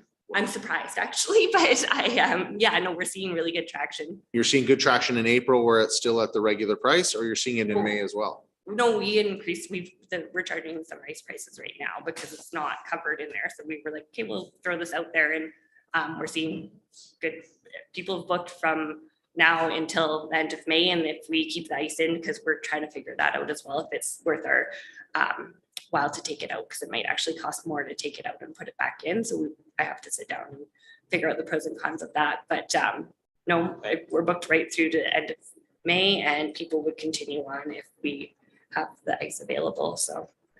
Okay. And the comment I had from figure skating is that they would like to do it, but they just didn't have enough time to pull it all together. So if we were to keep the ice in future years, groups would just like some more notice, which I know this year was kind of a. It was a late Yeah. decision. Yeah. For sure. Other questions, comments, Councillor Ferguson? So I see a lot of other communities have prime time versus non-prime time fees. Is that a consideration that Frankie had asked that and I said, we generally, so this year, we don't, for one, don't have the possibility of renting out daytime ice. And then we do have the opportunity within our policy to discount things up to 20%. So if we were looking to offer, like if we're looking to boost our time, we haven't pushed daytime ice this time around because we haven't had enough staff to staff the daytime. So. Thank you. Yeah. Councillor Adams. Okay, last one from me. Okay, the one question I had was around the acceptance of cash. Have we found that to be a challenge as far as anytime you deal with cash, sticky fingers? Have we had any, well, how would we know?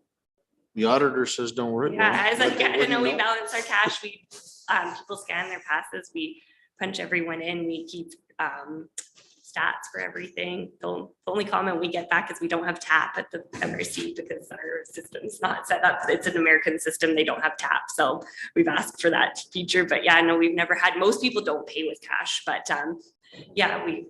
So is there a point to still accepting cash, I guess is what I'm getting at. I don't know why we wouldn't, so I would, yeah, we have lots of seniors that throw their toonie down, so, yeah. Jill, are we still tracking people in there? Like when we do pickleball? Yeah, so if 4 of us go to pickleball, our names are in there that we used it, so they'd catch on pretty quick if there was $5 missing from that hour. Yeah, and they have to sign off on everything, so it's all like, and then we bring it over here and finance counts everything, and it's, yeah, there's good cash controls in there. We used to have a larger float, but we decreased that just at the recommendation of Christina, so. Councillor Hughes. I just had a quick question about the corporate rates. I actually had a resident ask me, how do I go about getting one of those and what does it mean? And I had no idea. So I've had I'd a few love, questions recently and I was like, that's something that we should definitely. yeah, I'd love an know overview better. if I could. And I think that's something in general too, we need to promote just our memberships better, but so the corporate membership, you have to get a group of 5 people together. So that we're looking for that commitment of 5 passes sold. So it could be a combination of an individual or a family. And then they just have to contact me and we work through that. So we get everyone together and try and figure out when they're all, because what we've had in the past is that, oh yeah, we have a big group of people. So then I kind of try and get them to all come in, schedule their time with me to come in to process it because it's not worth. Right. If you have a commitment of 5, but then only 3 people show up. Because some of them you have a maximum of 5 family members, right? So for larger families, this is an option that they could consider. So there's no other limitations? No, for there's it? no limitation. So I know the homeschool group was kind of asking about it. Like anyone, it doesn't, I guess it's marketed as corporate, but if there's a church group that wanted to come in or anything like that, like we're just looking for that guarantee sell of 5 Okay. year passes. So Okay, perfect. Yeah, I think that might be something that would be No, interesting to definitely. I'm market a little thinking bit about- more and, overall, we need to do a better promotion of our membership. So, yeah. okay. Okay. So yeah, I'll just finish up and say, I know that we have a lot of options. And I don't mind that, you know, like, obviously the end result here is that we got 2 big buildings here that we provide recreation services that we don't net out in the positive. And we're probably never, ever going to, and there's substantial losses in there. And so we spend a lot of time in budget discussions figuring out how we shave on expenses and do whatever else, but we don't ever seem to spend as much time generating revenue. And so that's why I look at passes. There are options, corporate, you know, the economy's bumping right now. Could we be talking to some of these industries to say, hey, is this something that if we gave you this percentage or we gave you this bulk buy or we did whatever else, could you provide passes to all your staff as an option? You know, and I encourage administration even to look at that from, you know, could we contract parts of those out on a commission-based piece that somebody would go out and do? I just think that I feel every year that we're leaving revenue on the table. We likely are, and it's something I think too, it's primarily the program coordinator's responsibility, and we just haven't had a consistent person in that role. So that was something that, again, this is my community recreation background, but you know, we want to see people out and getting active. So the best way to do that is to promote memberships, because yeah, then you have those people there. So it's something that definitely we need to work on. Okay. So the thought about changing dates for summer ice fees doesn't really make sense, because if it's already booked and people are paying it, and there is an added increase in order to do that. We've got these variety of options in here. We're talking about the 2% per year. I guess, is there any other questions, comments, concerns? If not. I guess my only comment would be is, would council be willing to defer this to another meeting? Just there's a few questions that I have, a few items that I want to dig into a little more that are probably better taken offline instead of asking in a general meeting. So I've unanswered questions is what I'm trying to say. Okay, so what? Okay, so if you have unanswered questions, what information do you want administration to bring back for a future meeting? Well, it was more around of some of the questions that I asked earlier. The proportionate increases in the rates is they don't seem to be proportionate. So there's like a 10% increase on a child rate, which I know if I get a 10% increase trying to go to the facility, it's going to seem a little bit extravagant. So, Reflecting back though, because I know it's the same proportion as it went up. Yeah, no, last time. and so I just want to do a little bit of digging in, because ultimately at the end of the day, if our residents aren't happy, I'm going to hear about it. So I want to make sure we've done diligence and that we have everything 100% where it needs to be. Okay. Okay, so are you needing anything from administration, or you need more time for yourself? Councillor Adams. I'm with Bryce. It's not making sense on the map. Okay. Okay, so council's asking for some more time to crunch the numbers on their own side. And you're asking administration to double check the numbers on their side? I think if the Excel sheet was sent out, I have it and I checked it before I came and I. Right, used a but just so calculator and that- Everything, so yeah, I can definitely. send no, it. I'm not, yeah, I'm Yeah. not questioning the Excel, but if the counselors would like to see at least that way, there's the formula instead Yeah. of on the paper so that they can view that. Might just be an easy answer to that. Okay. Gary, I feel like you're wanting to play here. I'm just saying if council needs more time to consider this and administration needs to do some more work, it could be tabled to another meeting and we can bring it back with whatever you need. Yeah, I gotta be honest, I don't think that the world's gonna change here if we make a decision today or we put it off till May. I just want to make sure that we understand that if there's more information or requests that council needs, that we get it. So what I'm understanding from discussion is we're concerned that the math doesn't make sense to us on this side, with just some of the tables and the appendices that is broken out in the bylaw itself.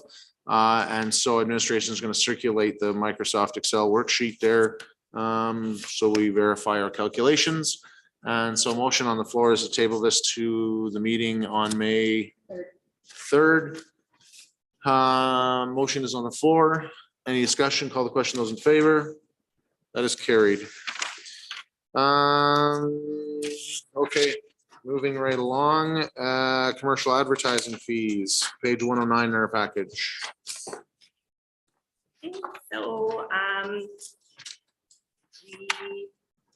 for those of in the community or out there that don't know, we sell advertising at the multi-rec center.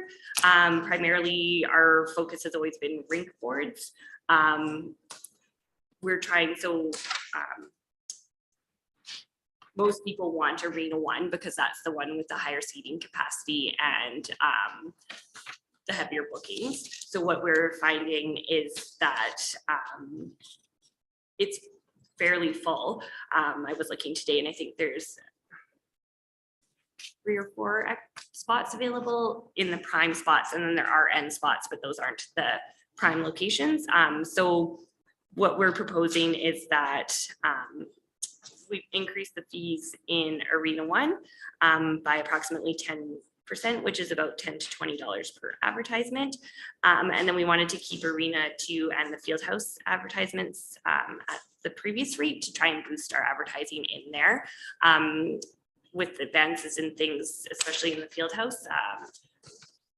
In the arenas, we put plexi on the top of them. So that's obviously in the Fieldhouse, that's not something that we have, but there are the stickers and everything that you put up. So we want to do a bit better job of promoting, I shouldn't say a bit better job. We need to do a better job overall of promoting our advertising opportunities in the facility. But so our proposal was to kind of do a more tiered advertising fee structure. I've said in there that our goal would be to increase advertising overall instead of just doing a huge increase on what we currently have in there. We've also added in, because for a bit there, the Ice Dogs were selling the advertising in the multi-rec center. So they added the stair risers in Arena One on the bleachers. So we've added that as an option in as well. We also sell wall advertising, and basically if someone comes to us with a proposal to put an advertisement up, we would look at it. Yeah. So we haven't done a huge increase, but we're looking to make it more desirable to advertise in some of those lower exposure areas. We've also put a discount or proposed a discount for those people that want to purchase multiple ads. So if you wanted to purchase one in Arena One and Arena Two, you get a discount, or if you want to do the Fieldhouse and Arena Two, you could do that, or lots of the time people purchase. So right now I think Dodge has multiple ones in the arena. So just give a discount there to kind of incentivize what we have. Okay. Questions, comments from council? Councillor Brandel. So last discussion, we were saying that there was money on the table and, unused. I think this category is definitely one of them where we really could be doing a better job, like you said. So for like the, oh geez, I totally forgot my train of thought here. God, that's embarrassing. We're live and we're It's not recording like this, it's so people can watch this Yeah, I embarrassing know. moment Yeah, over and over. Somebody go and ahead, over I'll again. think of it. Okay, Councillor Ferguson. So there's limited advertisers in Arena 2 and the MRC Fieldhouse right now, correct? Currently, there is. And has there been much interest in the past, or has it just been? We always have lots of interest. It comes to, so part of, and it's the same in every community, but people are interested, but then they have to actually follow through of getting the ad made. So people make ads, or then they have to go, We have lots of interest, but the follow through is not there. So- That would be where we. So need is to it the spend some follow time. through or is it the cost? No, the cost is not a cost at all. People actually find it to be quite inexpensive. And we kind of try and sell it but they, we don't, I think my thing with fees is I don't want to like ever jump things up too much. We definitely could come back and review this. But I want to make sure that we sell more space versus putting everything else super high. So it's not the cost, it's the actual, they have to go talk to, so Okay. usually we refer them to Well, Trimline. The reason why I was asking, just Yeah. because historically I haven't seen much advertising in there. I was just wondering if our advertising is too high, our rate. So I if don't we think had it to is, and we reduce did it, do, I that's did all. do evaluation compared to other communities. And we're generally in line with what other communities have. Okay. Again, like some people have junior A teams and so Yeah. they have higher exposure, so they do charge more. Okay. We also work with Rec Media. So part of that though has been, again, COVID, they didn't pay us for the full amounts from some of their advertisers because there was no exposure when our facilities were closed, but Rec Media will send us campaigns. They're the ones that are like, hey, we have something to throw up on a garbage can. I'm like, sure, yeah, why not? Well, here's kind of what falls in line with it and we'll put it out there. So we do work with other advertisers. We did have a bit of a hiccup when Ice Dogs did the advertising because they jumped fees way up. And so quite a few people pulled out and then we're still working to rebuild some relationships around there. Thank you. Okay, Counselor Hughes. Sorry, so I just want to, so it's more the process. Like I come in and say, hey, Jill, I want to get a sign in Arena 1. But then after I leave you and find out the price, that's where it sort of crumbles. So how it works right now is someone comes to me and they inquire about advertising and I tell them the spots that are available and I send them along a contract. And then it's up to them to go get a sign made with, like I said, usually I refer them to Trimline. And when they bring it back, then we start billing them and they have their signed agreement. So I can think of at least 6 advertisements that I have outstanding, like contracts that I've sent out. Yeah. Right now that, they've got contracts and they just haven't produced the ad. So. Okay. I'm just wondering if maybe there's something else we can do there to really fuel them to go and do it right away. Like what if we offer them a discount incentive if they bring it back within a month or I don't know, something like that, just to try to, get that follow through and actually finish the deal. Curious. Counselor Gramlich. So just to attest to what Jill's saying, so the first time price to get this made, it would be a one-time cost, but it's about what it costs to put in for a year. That's not the trouble I'm having. The trouble I'm having is actually getting it completed and done. So I could say, here you go, Jillian, we'd love to put these up. So Yeah. that might be a lot of the, It could be, and yeah, so I mean, that's something that I guess we could reach out to Connie, but that's also her business. So I try not to have too many opinions on how she runs things, so yeah. Okay, Sorry, but to be clear, I didn't mean saying that Connie should give a discount. I'm saying maybe we No, should. But I Right? think like what Sean is saying is that, we need to give her the product. Right, I right. don't have the product to give her Yeah. to pay her to advertise our product. Yeah, I'm just wondering if there's a way we could make it a little more seamless and like, and honestly, I think that the biggest thing is that if I had the time, I would have a list going of the people that I have outstanding things with, and I would phone them once a month and I would be like, hey, where are you at? Like I gave you a contract, are you still interested, kind of thing. I just don't have that time right now, so. Yeah. Okay. That's something that is my goal once we get a little bit more stabilized with staffing, because I know this is a huge area with things, but yeah.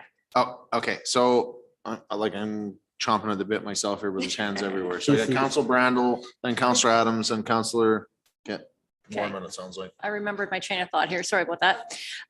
So with you get the call and you say, this is what is available. Yeah. And I know you guys have capacity issues, but what I would really love to see is the town actually make a marketing campaign and say, would you like to advertise with us? We have that, And there we are- sent it out And there are companies out there that will do that for you. And like, I get no, calls and all the that's what time. That Rec Media does.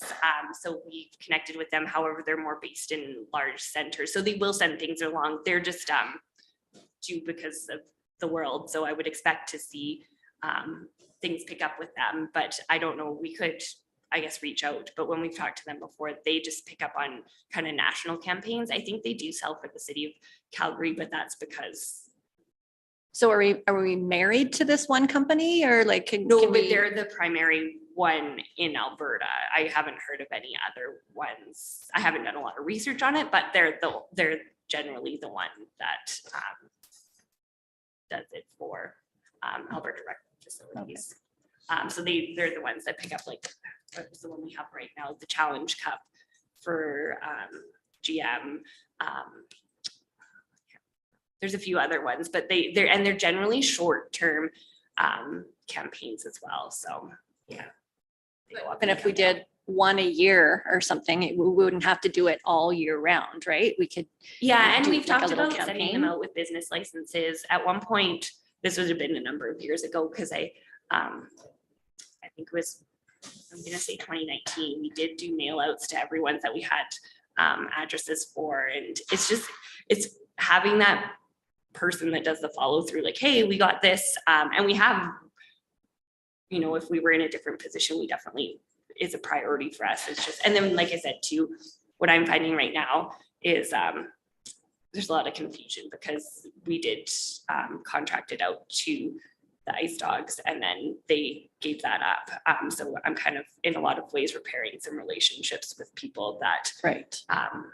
we previously had ads with in Marine. So if a media company may not work because they only do national, what about giving it to a nonprofit local company to use as a fundraiser? Yeah, no, we could definitely look at it. Again, we just want to make sure, my hesitancy, I do have a little bit of hesitancy there. It's not to say that we can't do it, but just if it doesn't work out, then it's like starting at square one. So I'd want to make sure that we had some good things in place if we were to do that. I just really encourage you to do a little more research on this to. Yeah, no, and I did when we were, when I was looking at fees, and it's not what our focus is for economic development, but a lot of communities, it's their economic development officer that does the selling of the ads. So Really? yeah, Well, that's interesting. yeah. Say that again? Lots of communities, it's their economic development branch that sells the ads in their facilities. All right. Counselor Adams. Yeah, the one thing I noticed or challenge with it is people want a one-stop shop. It's not I Yeah, get that from you for, 100%. I write you a check for 400, then I go across the road and I write a check for 2,000. Then I gotta transport that over there to give to you to put it on that. That's why it falls apart.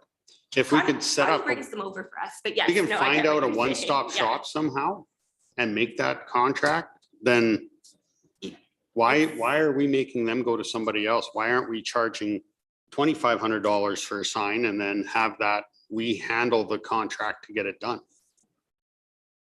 I guess we could. The only thing is that, again, I don't know how graphic design works. Oh, we don't do the design. You pass that off to the company that's doing it. But there's still, so what we find with, like, when we've done, we used to sell the advertising in, when we did the community program guide, like, you need your logo to be a certain resolution. Then if people don't send that along, then just the follow-up. So most places that do the in-house design have a graphic designer on their team that then is the one that's communicating with them. Because again, it's just gonna, it's not impossible. We just don't have that. I think that's why capacity. the adoption rate is But we could probably Low. partner with a local. Agreed. So let's try a hypothetical scenario here.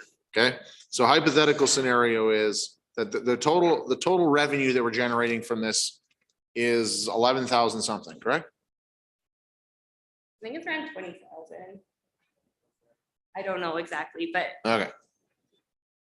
Okay, well, maybe it's just the rink board advertising is 11,250 or something like that. There's a line item that's in there, okay? So realistically, approximately over the last 10 years, how many times has community services said, this is a great opportunity, we need to do some work on this, and we should do it? How much does that actually net us out? And I would say that minimally, we've seen very little success on that. And we talk about it being a capacity issue. So one of the things I would say, like, well, we're just having a candid conversation here as a group. To say this exact same thing this year and not accomplish it it's what's more important than whatever the rates that we set in this is the how. So we have a logistical problem, and totally as business people ourselves, you want a one-stop shop. So if our issue is that we're waiting for them to bring back the product, our issue is that what we should be offering is, hey, this is your price per year. This will be the price for the setup. We'll go and look after it for you. All we need is this file, I need your logo, whatever else. We send it off to the company and away we go. Now, if we physically don't have the capacity to do that, then we can talk to a company. Could the business factory then, for a contracted percentage, as an example, that company or another company or whatever else, do some of that for us, right? Scenario 2 then is that we realistically are waiting for people to knock on our door to buy our product. And there are not too many successful businesses that operate where we're just waiting for people to line up on the door. Like, we have to go out, we have to market, and we have to do that. And we're saying, well, in some departments, some communities, it's economic development. Realistically, what I'd be interested to know, because we talk about resourcing and not enough people, and it's a common thread that goes here. What would we have to give up that we couldn't deliver this service anymore to do this one that's going to generate some funds? I'm interested in that. And if we couldn't do that, how could we contract some of this out to actually accomplish it? Because I feel like the most pointless exercise is to even change these rates, because realistically, there's no business that is driven to buy more of this or buy less based on this rates. We have an operational executional issue, not a rates issue. So before even changing any of this, personally, I would love for administration to go back and say, this is what we think we could do, and this is how we could do it, because the how is way more important than what these numbers are. No, and one thing to be perfectly honest, I did not have a very good week last week with sickness in my house. And one of the things I wanted to do and bring forward was like an actual valuation of what the worth is, because I think that's something that we need to start with, is that we think we can collect all this money off of it, but what space do we actually have available and how much could we collect off of it? So that's one thing. I mean, whether we contract someone out to do that or if we do it ourselves, but I think that would be a good starting point, is to know what the actual value is, because I think we all keep seeing this huge amount of money coming in, but I want to see how many rate boards we could sell and figure that out to have an idea, because I think in my time here, we've always talked about this opportunity for money. So I just kind of want to have an idea of what we're looking for there too. So. Personally, I think we need to look at the whole package. Like, it's more than just rink board advertising, right? We need to look at what other rinks are doing, what other facilities and spaces are going, what other opportunities exist. I think that there's definitely revenue potential. And for the average business person, once we're in there, we're just paying it every year. Yeah. Right. And so we don't have to have this massive investment where we have to hammer at this for 10 years. We need to put in some effort for 12 months or 18 months or whatever else. We could substantially see an increase. And even if it's only $10,000 or $12,000 or $15,000, and I think there's a bit of money sitting there on the table. Theoretically, most of them are going to pay it every year for the next 10 years. So it's $150,000. And so, I can tell you, Boston Pizza has been buying this ad for 20 years. And if you would have increased it $100 20 years ago, I still would have paid it all the way through. And I haven't bought another one because nobody's really asked me to, and I haven't really went searching for it because I don't know, why would I? And so there's so much opportunity. So Jill, if you're saying, hey, I'd love some more time to evaluate the value, I'm all for that. Cause let's go back and do this right, then rush it through. I would also say though, if we keep saying capacity is the issue, I don't know how you're actually going to accomplish that. And so I would recommend having a conversation at the leadership team to say, what pieces can we actually contract out? What can we do? Where can we actually take this? And if it is in the capacity and the desire of our administration to do it, but they're like, hey, we have limited amount of resources. Part of what administration has to do is push back on council and say, hey, I'm tired of you guys talking about revenue here or whatever else. We can go do X, but now all of a sudden we can't do reconciliations this month. Then tell us that.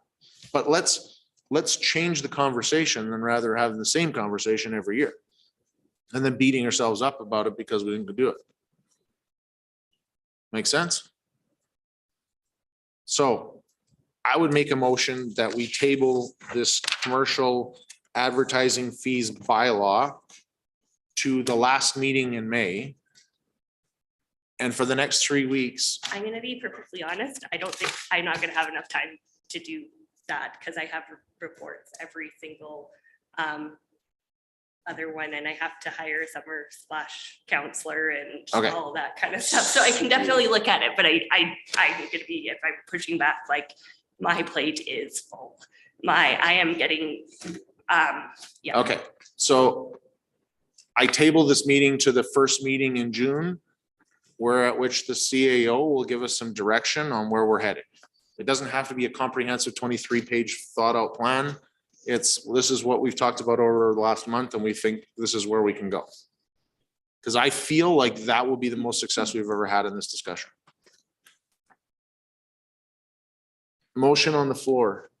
Any further discussion? I have a couple more questions. Go for it. Let's go for it.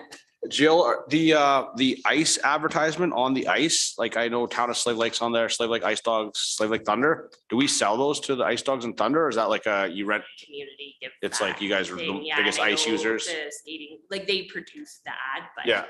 because Lakeside Skating Club is interested in putting theirs in, So, so we wouldn't.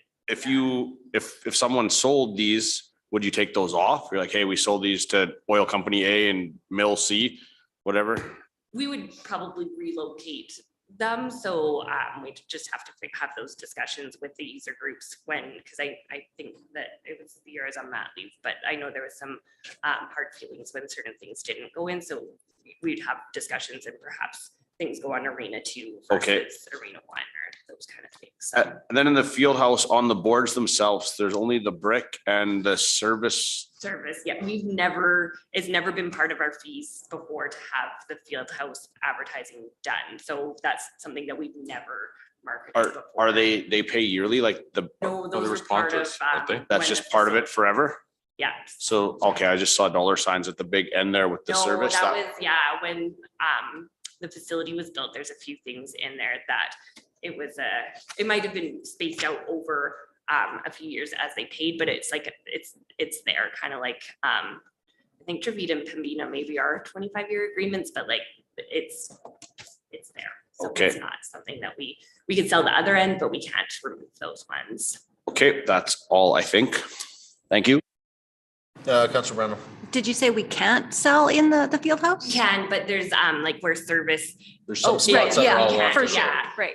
Okay. And then we've never marketed that before. Okay. I'd like to see that filled up too, Yeah, because no, there's for a sure. ton of space in there that can And be there's, like used. I said, well, even Wayne was chatting and I said, okay, this sounds like a good project for you, Wayne, but now with the advance of how things are, like if you watch an NHL game, you can roll out a ad for one period and then they take it off. So there's lots of opportunities to do things. It's just a matter the big thing is what can we produce locally? So we just have to figure that out too. So. And in fairness, if we can't produce it locally, there are other options. Yeah, no, and that's lots of the ones that we get through that rec media do come. From somewhere else, so. Okay. So a motion's on the floor. Any further discussion? Call the question. Those in favor? That is carried. Let's take 5 minutes, sure. Oh, yes, please.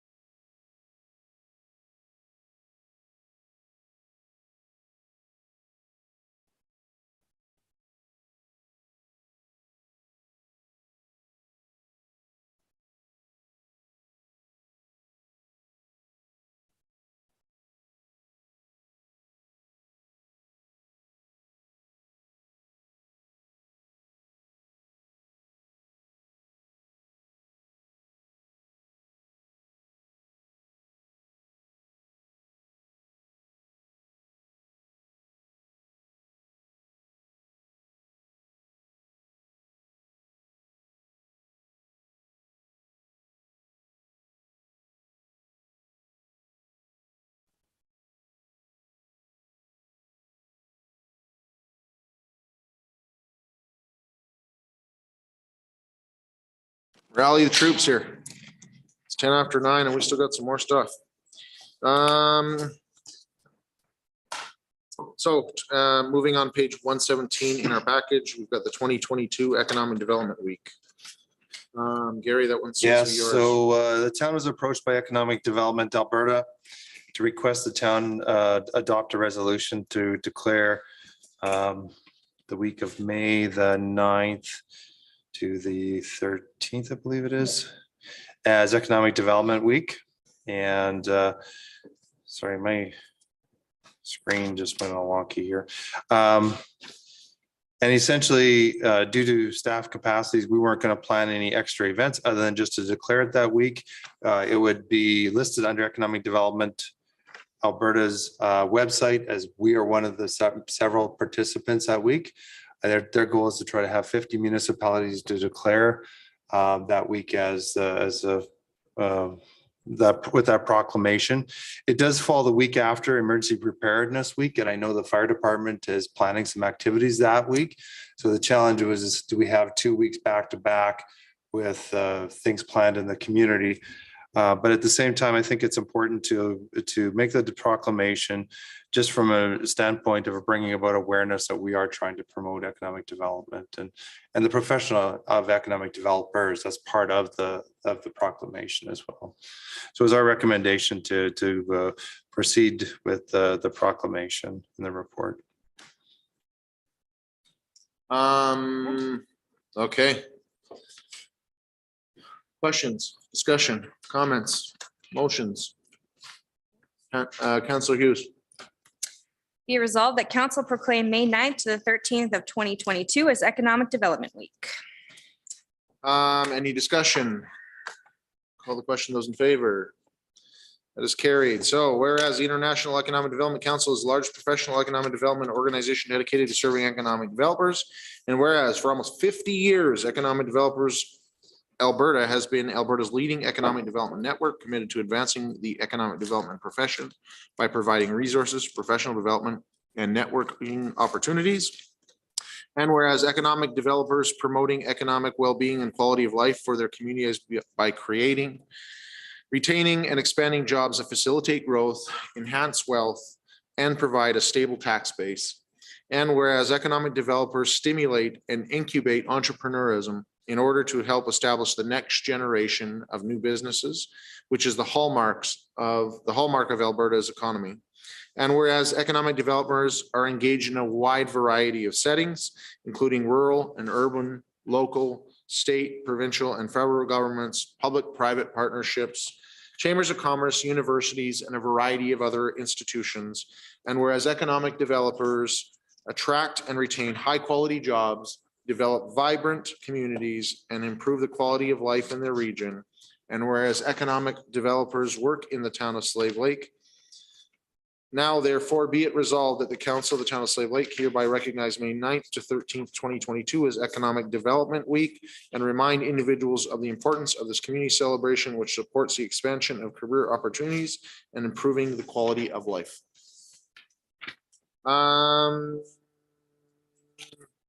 Next, let's jump into page 120 in our package, memorandum of understanding for Devonshire Beach.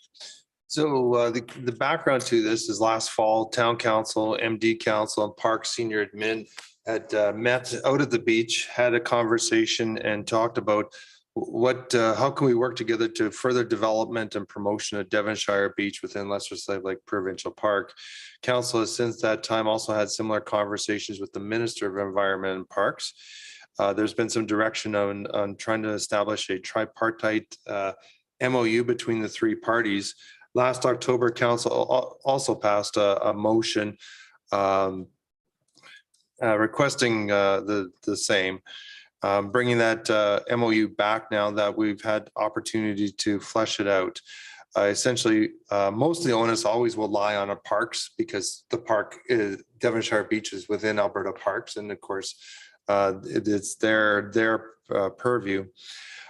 In this MOU, the town is committed to providing some maintenance in terms of some beach cleanup, coordinated activities with Alberta Parks and the MD for Devonshire Beach. and to being able to provide those resources ourselves.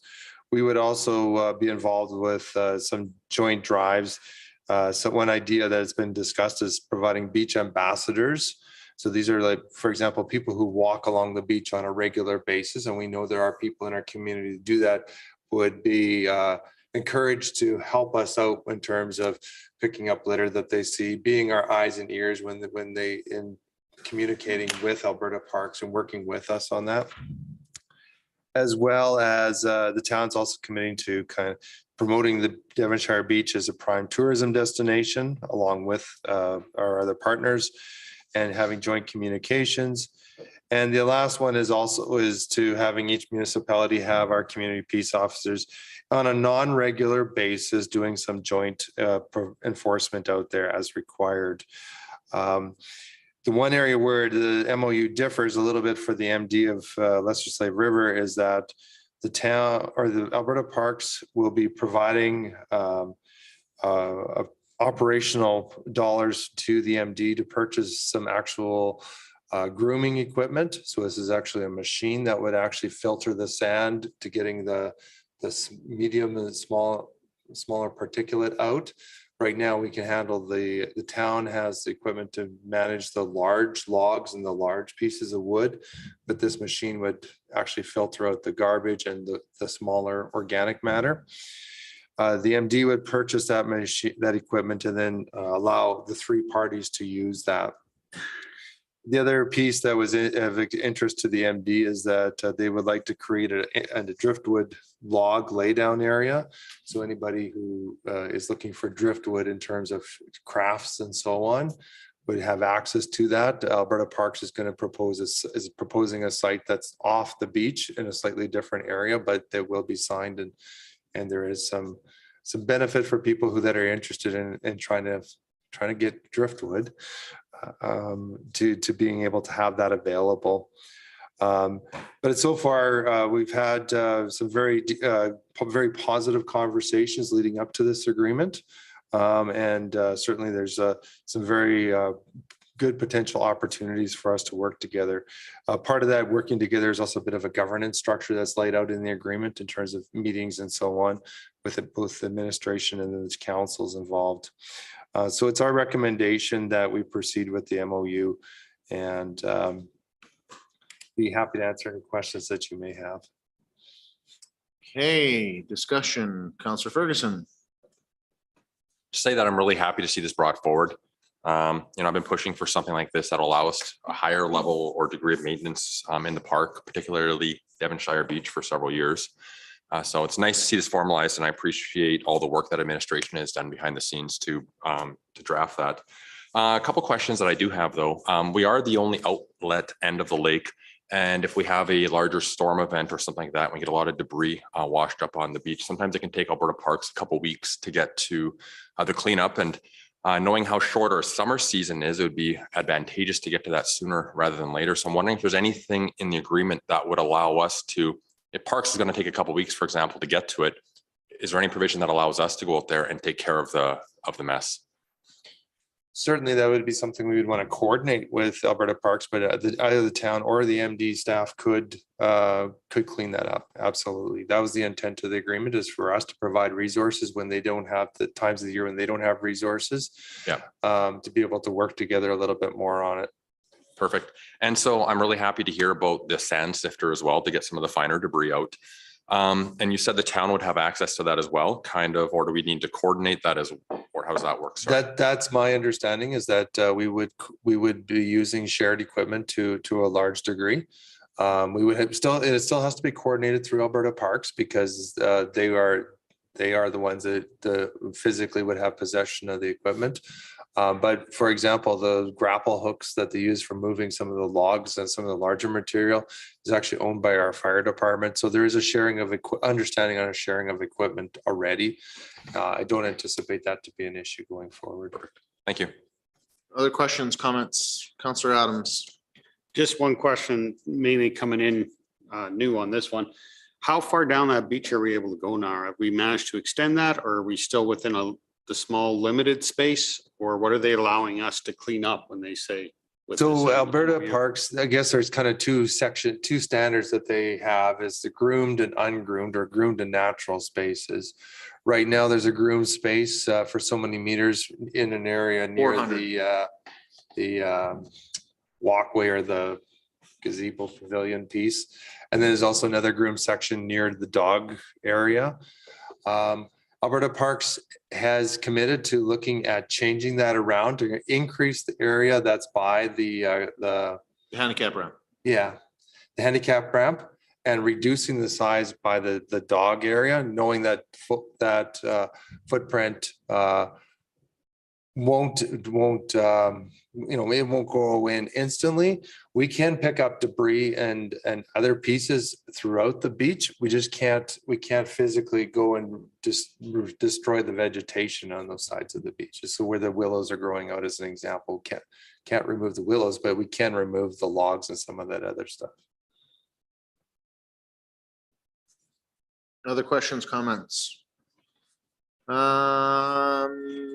I'll just throw out there, I appreciate administration working with the province on this, and definitely in some of our latest meetings, the province did make an effort to look outside of the box. And so there's some other pieces in here. They talk about looking at opportunities to put food trucks out there, looking at opportunities to put recreational businesses, to potentially have boat rentals out there.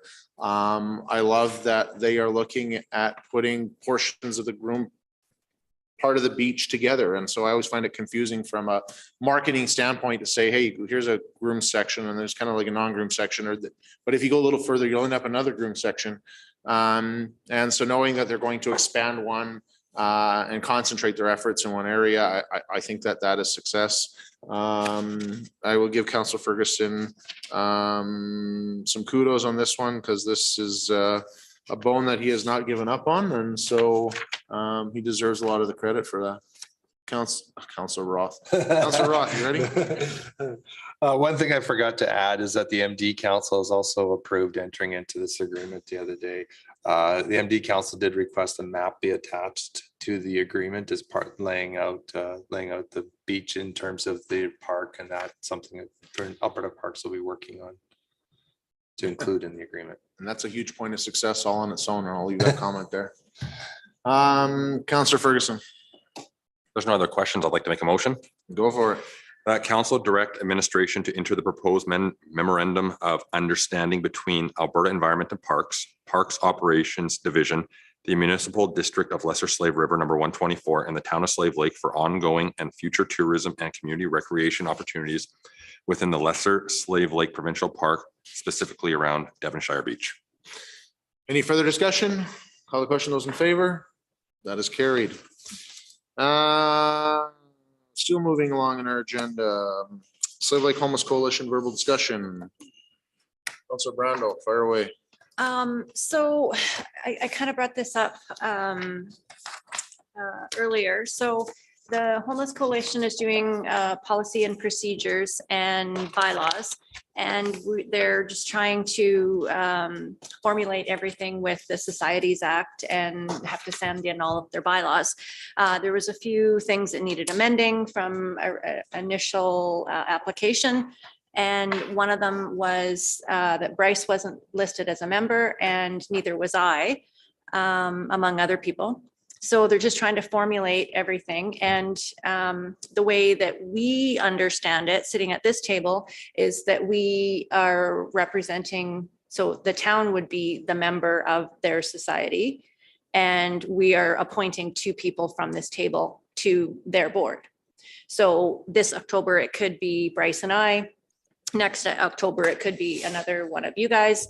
So that way that the town is just listed as the member, and then we can interchange our names out on their board as we see fit, because it'll be an internal discussion with us on who we appoint.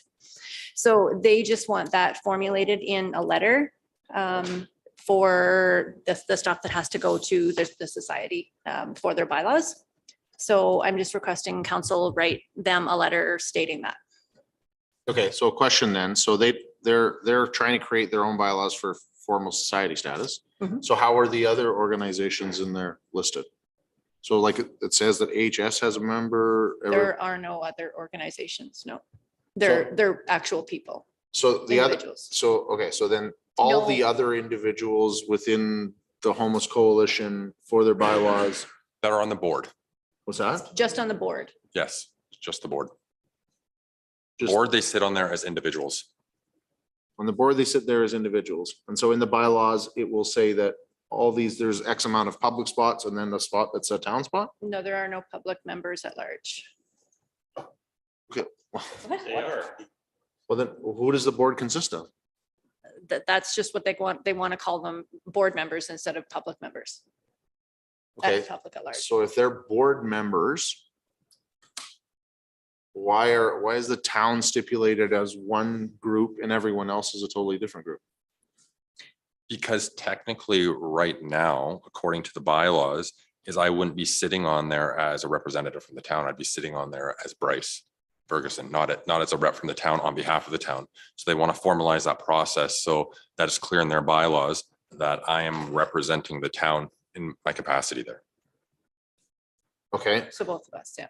So isn't it important that the representative from AHS is representing AHS and so on and so forth?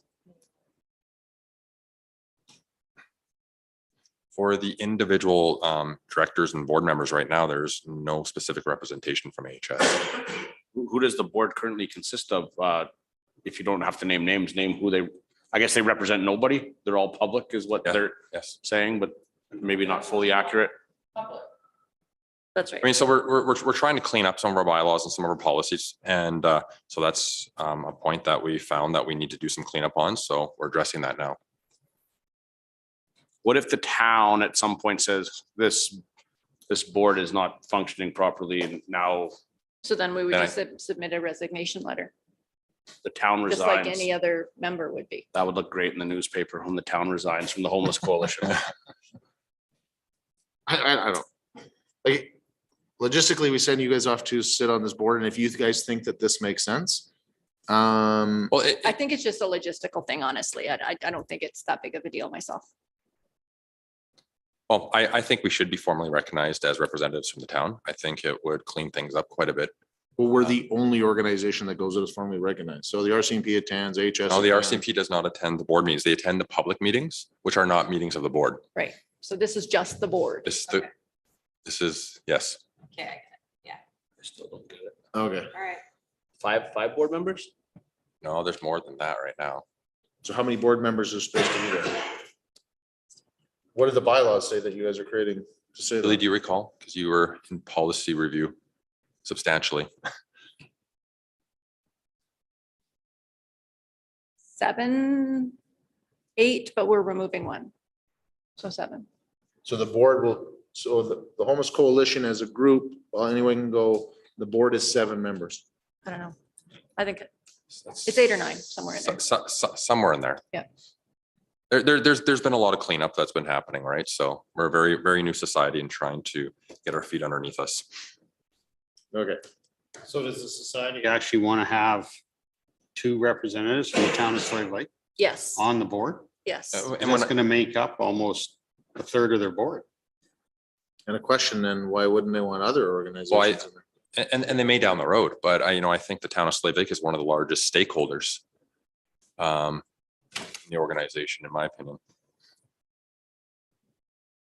It cleans things up substantially. Because right now, like I said, technically I'm there as Bryce. I'm not there as a representative from the town, from their perspective. I understand the cleanup. The part I'm concerned about would be the representation weight. From their standpoint, from that board, I mean, to invite an appointed individual that makes up 27% of your board, that's significant influence. Well, obviously, I could see one. And when I brought it up with them, they were okay. And they were happy with having more representation from the town. yeah, You so- know, And it was actually Bryce that invited one of us on, right? Because he needed the extra help and to share the load. yeah, And I thought it was advantageous too, to have 2 voices from council reporting back. yeah, I have no issue with sending 2 counselors to this. I think we've talked about it on numerous times that this is strategically is something that we need to be involved in. But recognizing, and if they want that much weight from the town, then I have no issue with it either. That's what the board's comfortable with. But I guess from the town, are we comfortable with the fact that we are the only sole organization that is obligated to be on the board? No other stakeholders at the table are obligated to be on the board. The only ones that are obligated to be on the board is Taos Slave Lake. I mean, we. That would be my only No, concern. I That's mean, the message that we're sending. you So, know, we talked about strategic planning and stuff like that, how this is one of our priorities. And, you know, I think it's advantageous to follow through with action on that. so I also recognize that you guys are doing a ton of work over there. And so it's easy for me to sit here as a peanut gallery and comment on everything you're doing. So I fully support this and away you go. The only recommendation I would make is to put some onus on the other organizations to be part of that board and carry the weight with us, because I can tell you, if it's up to the town of Slave Lake to deal with homelessness, we are going to fail. I'll be open and honest and say that right now. I've So always felt that way too. it's a ball that everybody has to carry, so everybody should be part of the solution, and Agreed. those people should rise to the occasion, and not those people, those organizations. Like with the province of Alberta has to be a partner, RCMP has to be a partner, AHS has to be a partner.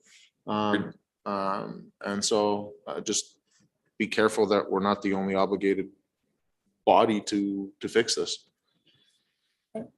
So how do so you're wanting a motion that the town of Slave Lake send a Ask the letter? administration to, or send a letter to the homeless board stating our process. That we are, Clarifying our intention to sit as a member on the board. yes. Okay. Pointing, Oh, she looked like she wanted to maybe read the motion. go for it. Use your mic.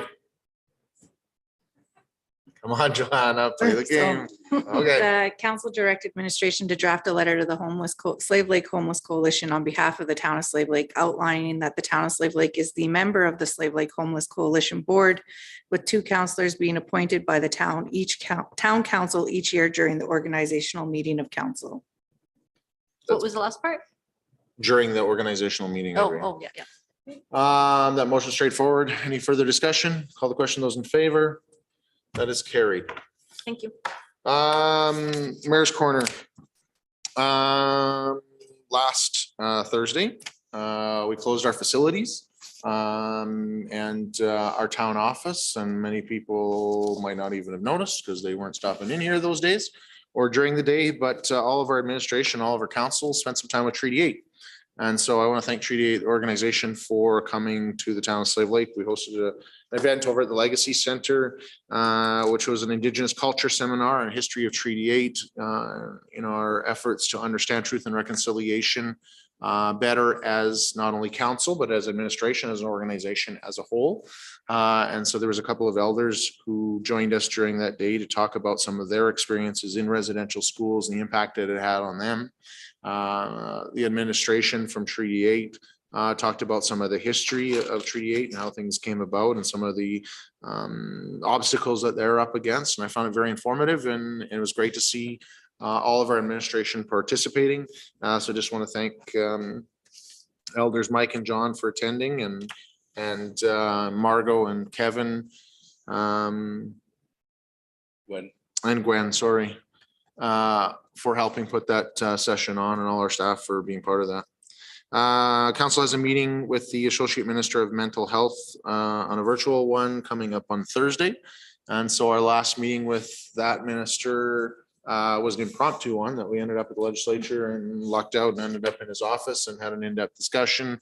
And a large part of it was around homelessness, as we were just talking about. And so the message that we gave to that minister and another number of other ministers was around the fact that homelessness is an issue within our community. It's an issue in many rural communities. Funding is really driven towards urban, and as much as we're looking for funding, to be honest, more than that, we're looking for advice and support and planning. And because we are not experts in this field, And we need some help. And so at the time, that associate minister talked about a task force that they were putting together.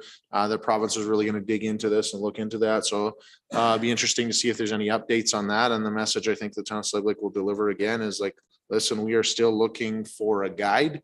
We are looking for support because, you know, funding doesn't help if we don't know the most strategic place to put it. So that meeting is coming up on Thursday. ESNA is a group that, an energy company that reached out to us with an idea that they were bringing forward. They did it to a tri-council meeting in the past. ESNA has reached out and would like to have a meeting on Monday with CAOs from the town and the MD, as well as myself and the Reeve to go through some information updates on where things are at, and then realistically come back to tri-council again. So getting a meeting prepped for that. Additionally to that is council will be busy over the next couple of weeks. We've got applications coming in for our CEO position. And so that closes here at the end of the week. And resumes are coming in. So for new council, it's a long and exhaustive process to go through, shortlist those references have to be done. Multiple interviews are done. And hoping at the end of it, we're able to find a successful candidate and the right fit for the town of Slave Lake. So lots going on behind the scenes. With that, I'll entertain a motion to move into closed session. Councillor Adams, any discussion? Call the question. Those in favor? That is carried.